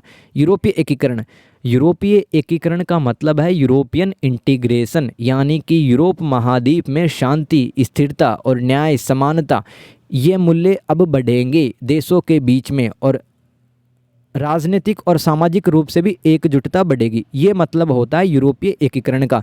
तो सेकेंड वर्ल्ड वॉर के बाद यूरोपियन संघ जैसे संगठन शांति और आर्थिक सहयोग के लिए बने थे, जिसने यूरोप के आर्थिक चमत्कार में यानी कि यूरोप का जो इकोनॉमिक डेवलपमेंट है वो किया।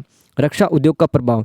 रक्षा खर्च में अब कटौती के बावजूद यूरोप में रक्षा उद्योग खंडित रहा, यानी कि नए हथियार नहीं बनाए जाने लगे, है ना। बहुत कम पैसा वो सेना पे खर्च किया गया, जिससे बड़े पैमाने की अर्थव्यवस्थाओं का लाभ नहीं मिल सका और उत्पादन महंगा रहा। यानी कि दोस्तों आप कहेंगे कि भाई अगर कोई भी देश है अपने यहाँ पर अगर रक्षा उत्पादन के जितने भी कंपनियां हैं उनमें पैसा इन्वेस्टमेंट नहीं करेगा, जैसे कि भारत में डीआरडीओ है, ठीक है। डीआरडीओ दोस्तों हथियारों के नए नए हथियारों के अनुसंधान में भारत को योगदान देता है। अगर मान लो डीआरडीओ को सरकार पैसा ना दे, ठीक है, तो हम डीआरडीओ क्या हथियार बेच पाएगा दूसरे देशों को? हथियार बेच कर के भी तो पैसा कमाते हैं अपन, ठीक है। तो दोस्तों रक्षा उद्योग प्रभावित हुआ नकारात्मक रूप से, है ना। ये आप लिख सकते हैं सैन्य राजकोषीय नीतियों की अगर चर्चा हो तो पश्चिमी यूरोप से संदर्भ में, ठीक है। आगे चलते भाई, आगे प्रबोधन का अर्थ बताते हुए प्रमुख विचारकों के बारे में बताइए। देखो प्रबोधन का मतलब होता है इनलाइटमेंट, यानी कि पुनः जागरण, वापस से जागना, है ना, नींद से नहीं। लेकिन जितने भी धार्मिक पाखंड थे, कुरीतियाँ थी, रूढ़ियाँ थी, जो ऑर्थोडॉक्स टाइप के ख्यालात होते हैं, दकियानूसी ख्यालात, उनको छोड़ करके साइंटिफिक टेम्परामेंट डेवलप करना, साइंस की तरफ देखना, है ना, कार्य कारण संबंधों को देखना कि समाज में घटना क्यों हो रही है, इसके क्या परिणाम है। इस तरह से अगर आप लॉजिक लगाते हो, धर्म को भी आप लॉजिक के हिसाब पढ़ते हो, ऐसा नहीं कि अंधे की तरह पढ़ लिया धर्म की किताबों को, नहीं, उससे सवाल जवाब पूछो आप, ठीक है।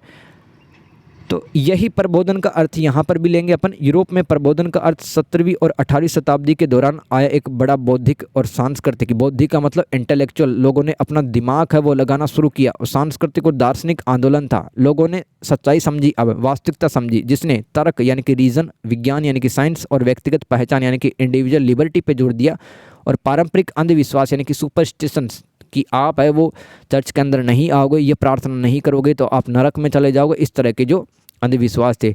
और धार्मिक हठ धर्मिता यानी कि जो पादरी होता था जो बोल देता था कि भाई आपको ये काम करना है तो ये करना है ना, ये धर्म की बातें माननी है तो माननी है, और आपको इससे संबंधित कोई सवाल नहीं पूछना है।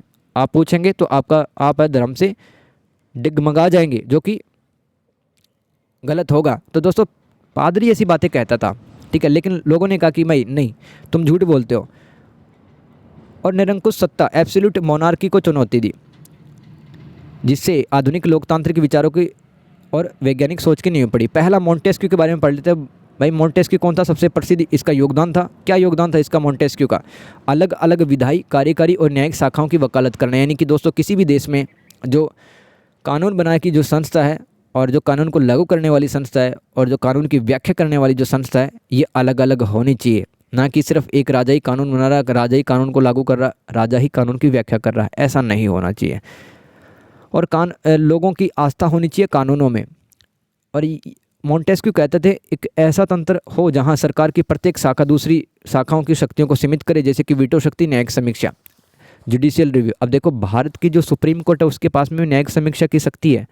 मतलब कि जैसे कि भाई दिवाली के अंदर लोग पटाखे फोड़ रहे हैं पूरी रात भर 50-50 हज़ार के, ठीक है, और पॉल्यूशन फैला रहे हैं। देखो सभी धर्मों के अंदर कुछ ना कुछ ऐसा है कि जिससे कि पर्यावरण और प्रकृति का नुकसान होता ही है, ठीक है। तो कई बार कोर्ट है वो स्वतः संज्ञान में लेकर के ऐसी जो प्रथाएं हैं और ऐसी जो मतलब कुछ कस्टम्स या आप कह सकते हो रीति रिवाज है जो कि पर्यावरण को नुकसान पहुंचाते हैं, तो न्यायालय खुद आदेश दे देता है। इसको न्यायिक समीक्षा कह सकते हैं, ठीक है। या इसका एक और अर्थ ये भी समझ सकते हो आप कि मतलब संसद अगर कोई ऐसा कानून बना दे जिससे देश के किसी भी वर्ग को नुकसान होता है, जैसे कि किसानों के लिए कोई कानून बना दिया सरकार ने, ठीक है, और मान लो किसानों के लिए वो नुकसानदायक हो सकता है, तो सुप्रीम कोर्ट उस कानून की उसको चेक करेगा, वो न्यायिक समीक्षा कहलाएगी, और अगर गलत है तो उसको रद्द कर देगा। यह माना जाता है कि कानून और सरकार के स्वरूप किसी भी राष्ट्र के जलवायु, भूगोल और वाणिज्य और संस्कृति द्वारा आकार लेते हैं। देखो किसी भी सरकार अगर कोई कानून बनाती है, वो कानून कैसे बनाती है, उस देश की जियोग्राफी कैसी है। जैसे कि हमारे तरफ चारों तरफ हिंद महासागर है, तो हमने हिंद महासागर की नीति बना रखी है, ठीक है।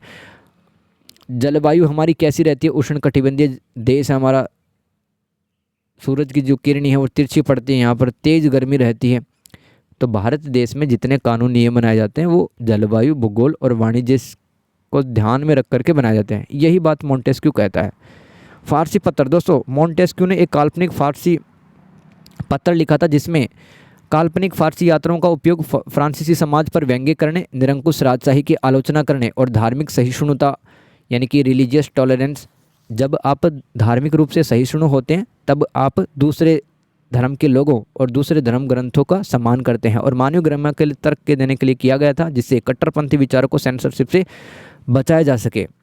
तो सरकार मतलब जो राजा होता था ना पहले का, 15वीं शताब्दी के पहले का, वो क्या करता था, अपने खिलाफ जितने भी आवाज़ें उनको कुचल दिया करता था। तो मोंटेस्क्यू ने एक फारसी पत्र लिखा था जिसमें वो व्यंग्य करता, कटाक्ष करता है किस पे, राजा पे और राजा के कानूनों पे। वोल्टेयर, देखो वोल्टेयर ये है राइट साइड में जो दिख रहा है, ये क्या कहता था, सत्य हट धर्मिता से नहीं बल्कि प्रश्न पूछने और तर्क संगत प्रमाणों से आता है।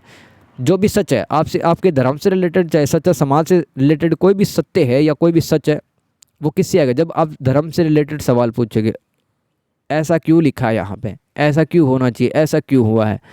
तो कोई भी समस्या को हल कब करोगे आप, जब आप लगातार प्रश्न पूछोगे। ये वोल्टेयर ने कहा था। उन्होंने धार्मिक कट्टरता यानी कि जो लोग अपने ही धर्म को बेस्ट बताते हैं, ठीक है, और दूसरे धर्मों की बुराई करते रहते हैं, और अंधविश्वास पर हमला किया। उत्पीड़न के भिन्न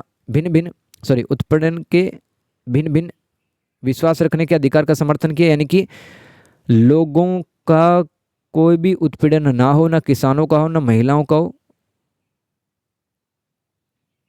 चाहे वो किसी भी विश्वास में अपनी सोच रखें, चाहे कोई भगवान को माने या ना माने, उसको सजा नहीं देनी चाहिए। यानी कि वोल्टेयर है वो विरोधी विचारों का भी सम्मान करता था। निरंकुश राजशाही और राजाओं के देवी अधिकार की निंदा की, अनियंत्रित शक्ति को भ्रष्ट माना और नागरिकों के अधिकारों की रक्षा करने वाली सरकार को समर्थन दिया था। किसने, वोल्टेयर ने। इन्होंने न्यूटन और जॉन लॉक को लोकप्रिय बनाया, यानी कि कहा कि भाई ये जो वैज्ञानिक हैं ये भी समाज को सही दिशा देते हैं, और क्योंकि इन्होंने अनुभवजन्य विधियों का उपयोग क्यों किया है। अनुभवजन्य विधि क्या होती है, अवलोकन करके, किसी चीज़ को ऑब्जर्व करके। जैसे कि न्यूटन ने जैसे आसमान की तरफ सेब फेंका था, सेब नीचे आ गया, तो उसने अवलोकन किया था ना, देखा था ना, ऑब्जर्व किया था। तो जितने भी नियम बनाते हैं वैज्ञानिक लोग, ये समाज के वेलफेयर के लिए ही बनाते हैं। दिदेरो क्या कहता है भाई, उनका मानना था सच्चा ज्ञान अनुभव, अवलोकन और आलोचनात्मक विश्लेषण से आता है, ना कि अंधविश्वास करने से, और ना ही सत्ता पर बहुत ज़्यादा ट्रस्ट दिखाने से आता है। ये दिदेरो कह रहे हैं भाई सच्चा तो ज्ञान है, वो आपके अनुभव से, एक्सपीरियंस से, वो आपके ऑब्जर्व करने की ताकत से, वो आपके प्रश्न पूछने से आएगा सच्चा ज्ञान, ना कि अंधविश्वास से आएगा, और ना ही सत्ता पर बैठे जो लोग हैं वो जो बोल रहे हैं वो एक सच्चा ज्ञान है। उनकी रचनाओं का उद्देश्य ज्ञान का लोकतांत्रिकरण करना, कला, विज्ञान और व्यापार को एकजुट करना और आलोचनात्मक सोच और धर्मनिरपेक्ष समाज को या समझ को बढ़ावा देना था। यानी कि ऐसी समझ जिसके अंदर मतलब सभी धर्मों की सोच का विशेष महत्व दिया जाए, यानी ना कि किसी एक धर्म को ही, एक धर्म की सोच को इम्पोर्टेंस दी जाए। सेक्युलर सोच रखने के लिए कहा है दिदेरो ने। इसमें नए वैज्ञानिक, देखो ये दिदेरो था ना, दिदेरो ने वैज्ञानिक रुझानों जैसे कि शरीर विज्ञान, शरीर रचना विज्ञान और दार्शनिक विचारों के बीच संबंधों को पता लगाया था। जैसे कि पहले पादरी कुछ भी बोल जाया करता था शरीर के बारे में कि शरीर हमारा ऐसा बना हुआ है, ठीक है, शरीर हमारा ऐसा बना हुआ है, और ये धरती चपटी है या गोल है, या फिर धरती के चारों तरफ भी सारे ग्रह चक्कर लगा रहे हैं, तो कोई कुछ भी बोल जाया करता था, ठीक है। लेकिन इन विचारकों ने, इन थिंकर्स ने दोस्तों, ये जो प्रबोधन काल के जो थिंकर्स थे जैसे कि दिदेरो था, रूसो था, इन सब ने यही वैज्ञानिकता की जो बातें हैं वो कही। भाई पादरी की बात आप मत मानो, वैज्ञानिकों की बात मानो, है ना। रूसो देख लो, रूसो प्रबुद्ध युग के प्रमुख फिर भी आलोचनात्मक व्यक्तित्व थे जिन्होंने प्राकृतिक अच्छाई, स्वतंत्रता और समानता का समर्थन किया था। रूसो भी कह रहे थे कि भाई प्रकृति के अंदर जितने भी प्राकृतिक सिद्धांत होते हैं, जैसे कि सभी को न्याय, स्वतंत्रता, समानता का अधिकार होना चाहिए। उनका तर्क था कि सभ्यता, तर्क और कला ने मानवता को भ्रष्ट कर दिया, जिससे असमानता और नैतिक पतन हुआ है। उन्होंने प्रस्ताव रखा कि मनुष्य स्वभाव से अच्छे होते हैं लेकिन समाज द्वारा भ्रष्ट हो जाते हैं, यानी कि समाज को ऐसे लोग चलाते हैं जो अपने हिसाब से सभ्यता को आगे बढ़ाने की कोशिश करते हैं, और तर्क अपने हिसाब से देते हैं, और कला भी अपने फ़ायदे के लिए ही राज्य में प्रसारित करते हैं। तो रूसो की एक बात याद रखना कि जो इंसान है वो स्वभाव से अच्छे होते हैं, लेकिन समाज के द्वारा वो गंदे कर दिए जाते हैं। और रूसो प्राकृतिक अच्छाई की बात करते थे, स्वतंत्रता की बात करते और समानता की बात करते थे। आगे पढ़ते हैं जैक्स टरगोट। ये प्रबुद्ध यानी कि प्रबोधन यानी कि इनलाइटमेंट एरा के एक प्रमुख विचारक थे जो मानव प्रगति और आर्थिक स्वतंत्रता, जिसको अपन लेसेज फेयर की नीति कहते हैं इकोनॉमी में, जहाँ पर राज्य कम से कम हस्तक्षेप करता है बाजार के अंदर, और सामाजिक विकास पर अपने सिद्धांतों के लिए जाने जाते हैं जैक्स टरगोट ने केंद्रित शक्ति यानी कि राजा के पास में ही शक्तियाँ नहीं होनी चाहिए, वंशानुगत विशेषाधिकारों और कठोर परंपराओं को प्रगति में प्रमुख बाधाओं के रूप में देखा। यानी कि किसी समाज को, देश को आगे बढ़ना है तो वहाँ पर राजा के पास में ही केंद्रित शक्ति नहीं होनी चाहिए और वंशानुगत विशेषाधिकार नहीं होने चाहिए, यानी कि राजा का जो बेटा है वही राजा बनेगा, ऐसा नहीं हो। और उस राज्य में कठोर परंपराएं नहीं होनी चाहिए, नहीं तो उस समाज की, उस देश की प्रगति नहीं होगी। इसके अलावा तथ्यों और अवलोकन पर निर्भरता का आग्रह किया, यानी कि आपको डेटा फैक्ट चेक करना चाहिए, आपको ऑब्जर्व करना चाहिए समाज की घटनाएं। आया समझ में? अब कुछ ऐसे सवाल होंगे जो कि दोस्तों मतलब आपको 250 शब्दों में लिखने हैं, 250 वर्ड्स में लिखना है और कोई भी 2 सेलेक्ट करके आप लिख सकते हैं। देखो पहला मैंने लिखा है संकट और 30 वर्षीय युद्ध 1618 से लेकर 1648 ईस्वी के बीच में। ये सवाल 20 नंबर का भी बन सकता है, ध्यान देना, अपने हिसाब से लिख देना। मैं यहाँ पे थीम बता रहा हूँ क्योंकि वीडियो काफ़ी लंबा हो जाएगा अगर मैं 2-2, 3-3 पेज की यहाँ पे आपको आंसर बताता चला जाऊँगा तो, ठीक है। संकट और 30 सालों के लिए जो युद्ध चला यूरोप में 1618 और 1648 के बीच में, वो पढ़ते हैं। देखो कॉजेज ऑफ क्राइसिस, इस संकट के क्या कारण थे भाई? पहला तो है धार्मिक तनाव, रिलीजियस टेंशन था। पवित्र रोमन साम्राज्य में कैथोलिक हैब्सबर्ग शासकों जैसे कि फर्डिनेंड सेकंड द्वारा प्रोटेस्टेंटों पर कैथोलिक धर्म थोपने के प्रयासों से तनाव बढ़ा, जिससे प्रोटेस्टेंट राज्यों का संघ बना। देखो ये जो राजा थे ना, जैसे कि फर्डिनेंड सेकंड ये कैथोलिक धर्म को ज़्यादा मानता था और प्रोटेस्टेंटों को भी कहता कि आप भी कैथोलिक धर्म को अपना लो, आप भी इसकी परंपराओं को फॉलो करो। और फर्डिनेंड सेकंड ने अधिक से अधिक लोगों को प्रोटेस्टेंट संप्रदाय में वो लेके भी आए, जिससे कि तनाव बढ़ गया। फर्डिनेंड सेकंड, याद रखना, रोमन राज्य का एक राजा था ये फर्डिनेंड सेकंड। ये खुद तो क्या था, खुद कैथोलिक धर्म से संबंधित था और प्रोटेस्टेंटों पर दबाव डालता रहता था। हैब्सबर्ग साम्राज्य की शक्ति को चुनौती देना और यूरोपीय प्रभुत्व के लिए फ्रांस और स्वीडन जैसे देशों के बीच में प्रतिद्वंदिता बढ़ी थी। फ्रांस और स्वीडन देश आपस में भिड़ गए। बोहेमिया में एक इलाका, बोहेमिया यूरोप का, प्रोटेस्टेंटों द्वारा कैथोलिक अधिकारियों को खिड़की से बाहर फेंकने की घटना ने युद्ध की शुरुआत कर दी। तो देखो परेशान होकर के प्रोटेस्टेंटों ने, जिन पे दबाव बनाया जा रहा था कि आप कैथोलिक धर्म के अंदर आ जाओ। देखो कैथोलिक और प्रोटेस्टेंट क्या है, ये ईसाई धर्म के ही 2 संप्रदाय हैं, जैसे कि बौद्ध धर्म के हैं, बुद्ध धर्म के, जैसे कि महायान, वज्रयान और हीनयान है ना, वैसे ही हैं ये। मतलब मानते तो यीशु मसीह को है लेकिन इनके विचार अलग अलग हैं, ठीक है। जैसे कि इस्लाम के अंदर शिया और सुन्नी होते, वैसे ही प्रोटेस्टेंट और ये कैथोलिक है। तो दोस्तों यहाँ पर जो राजा था वो क्या कर रहा था, रोमन राज्य का जो राजा क्या कर रहा था, कैथोलिक धर्म अपनाने का दबाव डाल रहा था प्रोटेस्टेंटों पे। तो परेशान हो गए प्रोटेस्टेंट, तो इन्होंने कैथोलिक अधिकारियों को खिड़की से ही बाहर फेंक दिया और युद्ध की शुरुआत हो गई। पहला है युद्ध का चरण, बोहेमियन चरण पढ़ेंगे 1618-1624 के बीच में। ये प्रोटेस्टेंट विद्रोह और कैथोलिक शक्तियों की शुरुआती जीत हुई। यहाँ पे प्रोटेस्टेंटों ने थोड़ा विरोध किया था, विरोध में वो जीत नहीं पाए, कैथोलिक शक्तियों की यहाँ पे जीत हो गई। डेनिश चरण डेनमार्क में भी हुआ। डेनमार्क ने हस्तक्षेप किया जो कैथोलिक शक्ति का संतुलन बिगड़ने से चिंतित था, यानी कि कैथोलिकों को सपोर्ट कर रहा था डेनमार्क भी। स्वीडिश चरण देखो, स्वीडन के राजा गुस्तावस एडोल्फस का हस्तक्षेप हुआ, प्रोटेस्टेंटों को बड़ी जीत मिली। और फ्रांसीसी चरण, इसमें फ्रांस का खुला हस्तक्षेप हुआ जिसने इस धर्म से ज़्यादा राजनीतिक युद्ध बना दिया, यानी कि फ्रांस ने भी हस्तक्षेप किया, स्वीडन ने भी और डेनमार्क ने भी किया। आगे चलते हैं, परिणाम और प्रभाव क्या हुए। 30 सालों का जो संकट हुआ, युद्ध, अकाल, बीमारियों से 40 लाख से 80 लाख लोग मारे गए। जर्मनी की जनसंख्या में 60% तक कमी आई। वेस्टफीलिया की संधि हुई 1648 ईस्वी में। और दोस्तों यूरोपीय राष्ट्र राज्यों की संप्रभुता स्थापित हुई, यानी कि अब है कोई भी एक राज्य है वो दूसरे राज्य पे अटैक नहीं करेगा, मनमानी तरीके से ज़मीनों पर कब्जा नहीं करेगा, जैसे कि 1648 से पहले हो जाया करता था। अब प्रत्येक राज्य संप्रभु राज्य होगा। प्रत्येक राज्य की सीमा निर्धारित की गई और हैब्सबर्ग शक्ति कमज़ोर हो गई।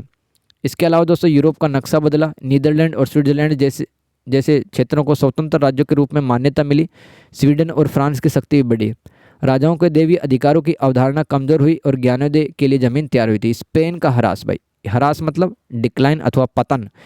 तो दोस्तों क्यों पतन हुआ इसका? स्पेन का 17वीं शताब्दी में बात करें तो यहाँ के जो राजा थे ना, स्पेन का राजा चार्ल्स द्वितीय, तो ये कमज़ोर राजा था। इसके अलावा इसका प्रशासन भी कमज़ोर था, इसके आने वाले राजा वो भी कमज़ोर थे, और ये जो कुलीन वर्ग थे ये लगातार राजा पे दबाव डालते रहते थे। कुलीन वर्ग राजा के खिलाफ षड्यंत्र भी रचते रहते थे। अमेरिका से सोने चांदी की आमद यानी कि आयात बढ़ाया गया। आयात बढ़ाने से स्पेन के अंदर महंगाई बढ़ गई, लेकिन वास्तविक अर्थव्यवस्था कमजोरी बनी रही। देश की उत्पादकता फ्रांस और ब्रिटेन से कम थी। और स्पेन है दोस्तों डच, फ्रांसीसी और अंग्रेजों के साथ में लगातार युद्धों में साथ देता रहा, लड़ता भी रहा। ठीक है, तो इससे क्या है कि स्पेन के जो संसाधन थे वो ख़त्म हो गए। स्पेन ने डच, फ्रांसीसी और अंग्रेजों के साथ में युद्ध लड़े, युद्धों से उसके प्राकृतिक संसाधन खत्म हो गए, और पाइरेनिस की शांति की संधि हुई थी 1659 में। उसके बाद में भी स्पेन ने फ्रांस के साथ संघर्ष जारी रखा था। इसके अलावा स्पेन को अपने यूरोपीय क्षेत्रों जैसे कि नीदरलैंड स्पेन का इलाका था, और अमेरिकी उपनिवेशों पर नियंत्रण बनाए रखने में मुश्किल होने लगी थी। उत्तराधिकारी का युद्ध, देखो स्पेन और क्यों कमज़ोर हुआ? क्योंकि चार्ल्स सेकंड की मृत्यु के बाद यह युद्ध स्पेन और अन्य यूरोपीय शक्तियों के बीच लड़ा गया, जिससे स्पेन को कई क्षेत्र जैसे कि जिब्राल्टर भी गंवाने पड़े स्पेन को, और फ्रांस के बारबन राजवंश की स्थापना हुई, लेकिन देश की शक्ति पहले से ही कम हो चुकी थी। इसके अलावा स्पेन की सैन्य और आर्थिक क्षमताएं घट रही थी। वह अब एक प्रमुख समुद्री शक्ति इंग्लैंड और स्थलीय शक्ति फ्रांस के साथ प्रतिस्पर्धा कॉम्पिटिशन नहीं कर पा रहा था जैसे ही पहले कर रहा था, क्योंकि काफ़ी सारे युद्ध लड़ चुका। इसके अलावा चार्ल्स सेकंड मर गया। उसके बाद में चार्ल्स सेकंड मर गया तो स्पेन को अन्य यूरोपीय शक्तियों के साथ युद्ध वगैरह लड़ने पड़े थे, और अनेक इलाके खोने पड़े स्पेन को जैसे कि जिब्राल्टर। इसके अलावा फ्रांस और ब्रिटेन ने स्पेनिश व्यापार और उपनिवेशों पर दबाव बनाए रखा, जिससे स्पेन का प्रभुत्व कम हो गया। आगे चलते हैं धर्म सुधार और प्रति सुधार। देखो ये 20 नंबर का सवाल आता ही रहता है, और 10 नंबर में भी आ सकता है। धर्म सुधार और प्रति सुधार। धर्म सुधार का मतलब रिफॉर्मेशन। इसकी शुरुआत 1517 में मार्टिन लूथर द्वारा विटेनबर्ग के चर्च के दरवाजे पर दोस्तों इन्होंने 95 थीसिस लिखे थे और सवाल जवाब पूछे थे, है ना, ईसाई धर्म से संबंधित और समाज की कुरीतियों बुराइयों से संबंधित, और जो पादरी के विशेषाधिकार होते हैं उनसे संबंधित 95 थीसिस हैं। ये लिखे गए मार्टिन लूथर के द्वारा, और उन थीसिस को कीलों से ठोका गया, ठीक है, विटेनबर्ग के चर्च पर, जिसमें चर्च की प्रथाओं पर सवाल उठाए गए थे। कैथोलिक चर्च में भ्रष्टाचार और भोगों, यानी कि लोग मतलब राजा देख लो और पादरी देख लो और समाज में जितने भी कुलीन वर्ग थे वो सब लग्जरियस लाइफ वगैरह जीते थे, और पॉप की शक्ति का दुरुपयोग, ये सब कारण था भाई। धर्म में सुधार होना चाहिए। प्रमुख सुधारक कौन था? मार्टिन लूथर जर्मनी के थे। विश्वास द्वारा मुक्ति और बाइबल की प्रामाणिकता पर जोर इन्होंने दिया कि विश्वास द्वारा मुक्ति यानी कि आपको प्राकृतिक शक्तियों पर और प्राकृतिक न्याय के सिद्धांतों पर विश्वास करना चाहिए, ना कि ये जो पादरी लोग बता रहे हैं, जो धर्मगुरु बता रहे हैं उन पे। जॉन कैल्विन स्विट्जरलैंड के थे। कैल्विनवाद का विकास किया जो हॉलैंड, स्कॉटलैंड और फ्रांस में फैला था। हेनरी एट राजा के व्यक्तिगत कारणों से चर्च ऑफ इंग्लैंड की इन्होंने स्थापना की। ये प्रमुख सुधारक थे भाई धर्म सुधार आंदोलन के। इसका प्रभाव क्या हुआ? प्रोटेस्टेंट संप्रदाय का उदय हुआ धर्म सुधार आंदोलन के बाद में, और ईसाई एकता का टूटना, राष्ट्रीय भावना का विकास हुआ, शिक्षा व व्यक्तिगत व्याख्या को बढ़ावा दिया गया। प्रति सुधार आंदोलन क्या था दोस्तों? देखो सुधार आंदोलन में तो आपको लिखना प्रोटेस्टेंट संप्रदाय बन गए। प्रति सुधार में क्या है? देखो प्रोटेस्टेंट आंदोलन की प्रतिक्रिया के रूप में, यानी कि इसके रिएक्शन के रूप में कैथोलिक चर्च है उन्होंने प्रति सुधार आंदोलन वापस से शुरू किया। इनका मुख्य उद्देश्य क्या था? चर्च के भीतर सुधार करना, भ्रष्ट प्रथाओं को दूर करना और प्रोटेस्टेंटवाद के प्रसार को रोकना था। ठीक है, कैथोलिक चर्च ये सब काम कर रहे थे कि जो प्रोटेस्टेंटवाद है वो रुके।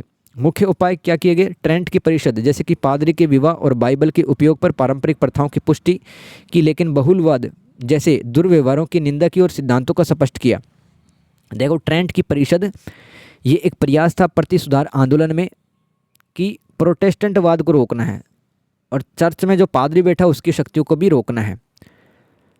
तो पादरी के विवाह और बाइबल के उपयोग पर पारंपरिक प्रथाओं की पुष्टि की, यानी कि बाइबल का उपयोग है वो ज़्यादा से ज़्यादा लोग कर सकते हैं। पादरी का विवाह है मतलब एक मतलब फिक्स कर दिया जाएगा, है ना, फिक्स कर दिया, नियम फिक्स कर दिए गए पादरी के विवाह को लेकर। बहुलवाद की निंदा की गई, लेकिन बहुलवाद क्या होता है दोस्तों, जब राजा के अलावा शक्तियों का केंद्रण है वो राज्य में अनेक संस्थाओं संगठनों के बीच में होता है, जैसे कि देश में दबाव समूह हो सकते हैं, हित समूह हो सकते हैं, कोई भी एनजीओ हो सकता है। सरकार के अलावा अगर शक्ति बटी हुई होती है तो वहाँ पे बहुलवाद होता है। तो दोस्तों बहुलवाद का जैसे ही सवाल आता है प्रति सुधार आंदोलन में, तो यहाँ पर समर्थक कहते हैं कि भाई हमें बहुलवाद नहीं चाहिए। आगे कहते हैं, आगे देखो, आगे एक और प्रयास सोसाइटी ऑफ जीसस जेसुइस्ट कहते हैं इसको, इग्नाटियस लोयोला द्वारा स्थापित किया गया, शिक्षा और धर्म प्रचार पर जोर दिया गया और पोप के अधिकार को मजबूत किया गया था। इनक्विजिशन, इसमें क्या था, विधर्मी यानी कि जो लोग हैं वो धर्म को नहीं मान रहे थे, ठीक है, जो लोग धर्म को नहीं मान रहे थे विधर्मी को दंडित करने का प्रयास किया गया, बल का प्रयोग किया गया। प्रभाव क्या था, प्रति सुधार आंदोलन का प्रभाव क्या था भाई, कारण उद्देश्य तो ये था कि प्रोटेस्टेंटवाद के प्रसार को रोकना है, हमें कैथोलिक चर्च में सुधार करना है, ये प्रति सुधार आंदोलन का उद्देश्य था, ठीक है। प्रभाव देखो, कैथोलिक चर्च के नैतिक जीवन में सुधार हुआ, शिक्षा के प्रसार पर जोर हुआ और धार्मिक संघर्षों जैसे कि 30 साल के युद्ध जो चले थे उसमें वृद्धि हो गई, क्योंकि जो प्रोटेस्टेंट हैं और जो कैथोलिक संप्रदाय को मानते हैं वो आपस में ही लड़ने लग जाएंगे। संशयवाद और तर्कवाद, भाई संशयवाद को कहते हैं अपन स्केप्टिसिज्म, संशयवाद आ सकता भाई, है ना। पिछली बार तो अनुभववाद आया था, अनुभववाद, किसी भी शब्द के आगे अगर वाद जुड़ जाता है या फिर इंग्लिश में बात करें ISM जुड़ जाता है तो एक प्रकार की आइडियोलॉजी या एक प्रकार की विचारधारा होती है। तो संशयवाद होता है दोस्तों वह दार्शनिक स्थिति जो ज्ञान, विश्वास और सत्य के दावों की निश्चितता पर संदेह करती है या उन्हें अस्वीकार कर देती है, यानी कि समाज में पहले से स्थापित जितने भी सत्य हैं, ज्ञान है, विश्वास है, उनकी श्योरिटी पर डाउट करता है संशयवाद, है ना। संशय का मतलब डाउट करना, जितने भी ज्ञान, सत्य, विचार हैं समाज में स्थापित किए गए हैं। मूल विचार क्या है, हमें किसी भी अंतिम सत्य का दावा करने से बचना चाहिए और निश्चित ज्ञान हमेशा संभव नहीं होता, यानी कि दोस्तों कोई भी आपको कितना भी सच बोल दे वो अंतिम सच नहीं होता, इस दुनिया का अंतिम सच नहीं होता है, ये संशयवाद कह रहा है। तर्कवाद क्या है, रैशनलिज्म, यह वह दार्शनिक विचारधारा, वो दार्शनिक विचारधारा जो ज्ञान के स्रोत के रूप में तर्क और बुद्धि को इंद्रिय अनुभव से अधिक महत्वपूर्ण मानती है। देखो इंद्रिय अनुभव क्या होते हैं, हमारी जितने भी सेंसेस है, जैसे कि हमारी आंखें जो देखती हैं, कान हमारे सुनते हैं, ठीक है, और हमारी जो स्किन है उससे हमें अनुभव होता है, ठीक है। तो इंद्रिय अनुभव से भी ज्ञान हम जो प्राप्त करते हैं उससे ज़्यादा जो हम तर्क लगा के सवाल जवाब पूछ करके बुद्धि का सहारा, विवेक का सहारा लेकर के जो ज्ञान हासिल करते हैं उसकी अहमियत कहीं ज़्यादा होती है, उसकी अहमियत कहीं ज़्यादा होती है। यानी कि तर्क और बुद्धि की से जो ज्ञान प्राप्त करते हैं, नॉलेज प्राप्त करते हैं, उसका इंपॉर्टेंस है, ना कि इंद्रियों से जो ज्ञान हासिल किया उसका। इसका मूल विचार क्या, बुद्धि या अंतर्ज्ञान के माध्यम से ज्ञान प्राप्त करना और अनुभव से प्राप्त ज्ञान से अधिक विश्वसनीय और निश्चित होता है। देखो बुद्धि से ज्ञान प्राप्त करना, आपके जो अनुभव है उनसे ज्ञान प्राप्त करना, सॉरी, बुद्धि या अंतर्ज्ञान, इंट्यूशन, यानी कि आपकी आत्मा क्या कर रही है, ठीक है। तो तर्क का, लॉजिक का, रीजनिंग का सहारा लेकर के जो ज्ञान हासिल करते हैं उसका इंपॉर्टेंस ज़्यादा होता है, किससे ज़्यादा, अनुभव से प्राप्त ज्ञान से ज़्यादा। तर्कवादी अक्सर संशयवादियों के सवालों का जवाब देने की कोशिश करते हैं, जैसे कि डेकार्ट ने, विद्वान डेकार्ट ने अपनी किताब इसमें लिखा है अपनी प्रसिद्ध मैं सोचता हूँ इसलिए मैं हूँ। दोस्तों विद्वान डेकार्ट ने एक लेख लिखा दोस्तों, मैं सोचता हूँ इसलिए मैं हूँ, जैसा आप सोचेंगे वैसा हो जाएंगे। तो दोस्तों यहाँ पर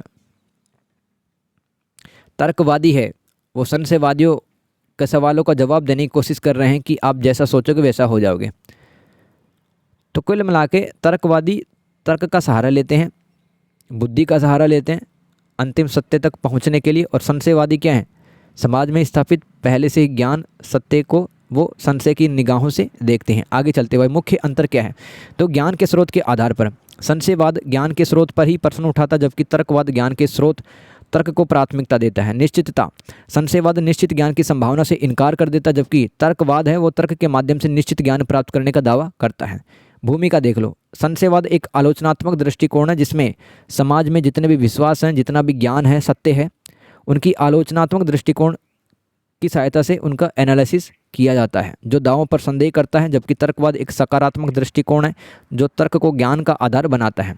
यानी कि आपको कोई भी नॉलेज सीखना है तो उससे पहले आप अपनी बुद्धि लगाओ, विवेक लगाओ, तर्क लगाओ, फिर आपका ज्ञान बनेगा, वास्तविक ज्ञान। सप्तवर्षीय युद्ध दोस्तों, सप्तवर्षीय युद्ध क्या है? ये 7 साल तक युद्ध चला था 1756 और 1763 के बीच में। एक वैश्विक संघर्ष था जिसे अक्सर पहला आधुनिक विश्व युद्ध कहा जाता है। देखो 1914 में पहला विश्व युद्ध हुआ था, लेकिन उससे भी पहले 7 सालों के लिए युद्ध चला जिसको आधुनिक विश्व युद्ध के नाम से जाना जाता है। यह मुख्य रूप से ग्रेट ब्रिटेन, पर्सिया, देखो पर्सिया मतलब जर्मनी का एक बहुत ताकतवर एक क्षेत्र हुआ करता था पर्सिया। अगर लोकेशन बताऊं तो आज जो सेंट्रल और ईस्टर्न हिस्सा है, मध्य और पूर्वी हिस्सा जर्मनी का, वहाँ पर पर्सिया हुआ करता था। ब्रिटेन और पर्सिया एक साइड थे और फ्रांस, ऑस्ट्रिया, रूस, स्वीडन एक साइड थे। इन दोनों पार्टियों के बीच में युद्ध लड़ा गया और इसकी जड़ औपनिवेशिक प्रतिद्वंदिता और पर्सिया द्वारा ऑस्ट्रिया से सिलेसिया पर कब्जा करने में निहित थी।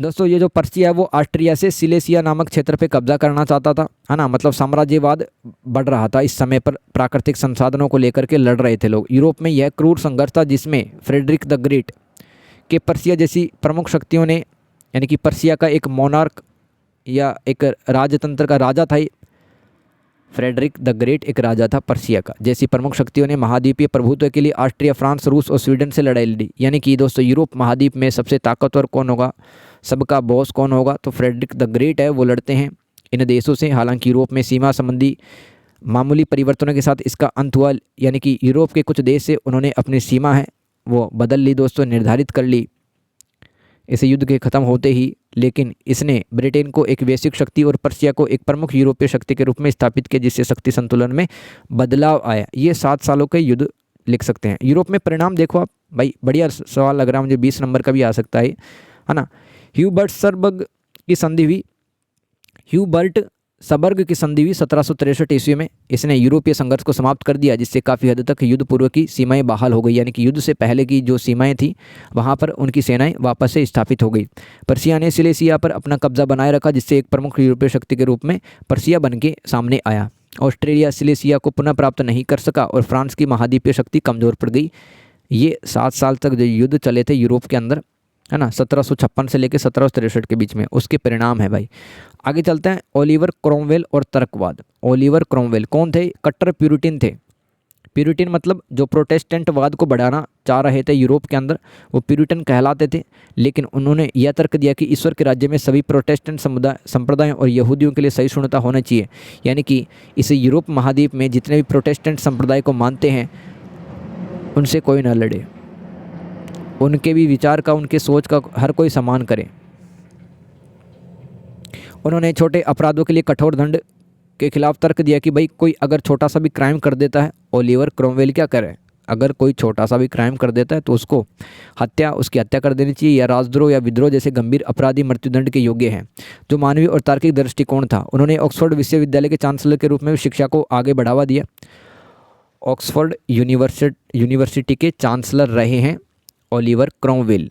ओलिवर क्रोमवेल यानी कि शिक्षा को आगे बढ़ावा दिया जिससे ज्ञान का प्रसार हो सका। उन्होंने एक लिखित संविधान लागू किया जो त्रिवार्षिक चुनाव की गारंटी देता था, और सड़े हुए नगरों को ख़त्म किया, जहां पर व्यवस्था नहीं थी उनको ख़त्म कर दिया, जिससे अधिक प्रतिनिधित्व और लोकतांत्रिक व्यवस्था स्थापित हो सके। उन्होंने कानून में सुधार और न्यायपालिका को मजबूत करने और प्रशासन के विकेंद्रीकरण के लिए कई अध्यादेश पारित किए। विकेंद्रीकरण का मतलब होता है जब एक देश में शक्ति उच्च स्तर से निम्न स्तर के बीच में बटी होती है। जैसे कि भारत के अंदर केंद्र सरकार के पास ताकत है, राज्य सरकार के पास में है, जिला स्तर पे भी है, तहसील स्तर पे भी है, और पंचायतों के पास में ताकत है। तो भारत में विकेंद्रीकरण है, डिसेंट्रलाइजेशन ऑफ पावर इसे बोलते हैं। तो यही बात कह रहे हैं ओलिवर क्रोमवेल की विकेंद्रीकरण होना चाहिए किसी भी देश में।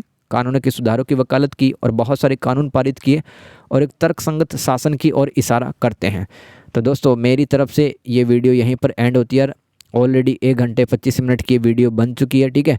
आई होप दोस्तों मैंने काफ़ी प्रयास किए हैं और आपने भी काफ़ी मेहनत की है मेरे से ज़्यादा। आप यहाँ पे, ठीक है, तारीफ़ के काबिल हो क्योंकि आप यहाँ तक बने रहे भाई, वीडियो को देखते रहे। तो अब लिखने की कोई कमी नहीं रही, कंटेंट आपको मैंने काफ़ी कुछ पढ़ा दिया है, ठीक है। तो ईमानदारी से सच्ची बताना यार कैसा लगा कंटेंट और कितना आपको समझ में आया, और अगर कोई इम्प्रूवमेंट करना भी है मुझे तो वो भी आप वीडियो में कमेंट करके बता सकते हैं, ठीक है। और अपने सब्जेक्ट कोड भी लिख सकते हैं जो भी आप मतलब इंपॉर्टेंट क्वेश्चंस का और आंसर्स का वीडियो चाहते हो, ठीक है। बेस्ट विशेष, पेपर अच्छा करके आना। इसी वीडियो को 2-3 बार देख लेना, पहली बार तो 1 की स्पीड में देखना और दूसरी बार 1.5 या 2 की स्पीड में देख सकते हो, ठीक है। Thank you so much. और अपना टेलीग्राम चैनल भी है, उसको भी आप ज्वाइन कर सकते हैं, ऑबिट स्टडी के नाम से, ठीक है। तो अपना ख्याल रखिए, खुश रहिए, take care, bye bye, thank you.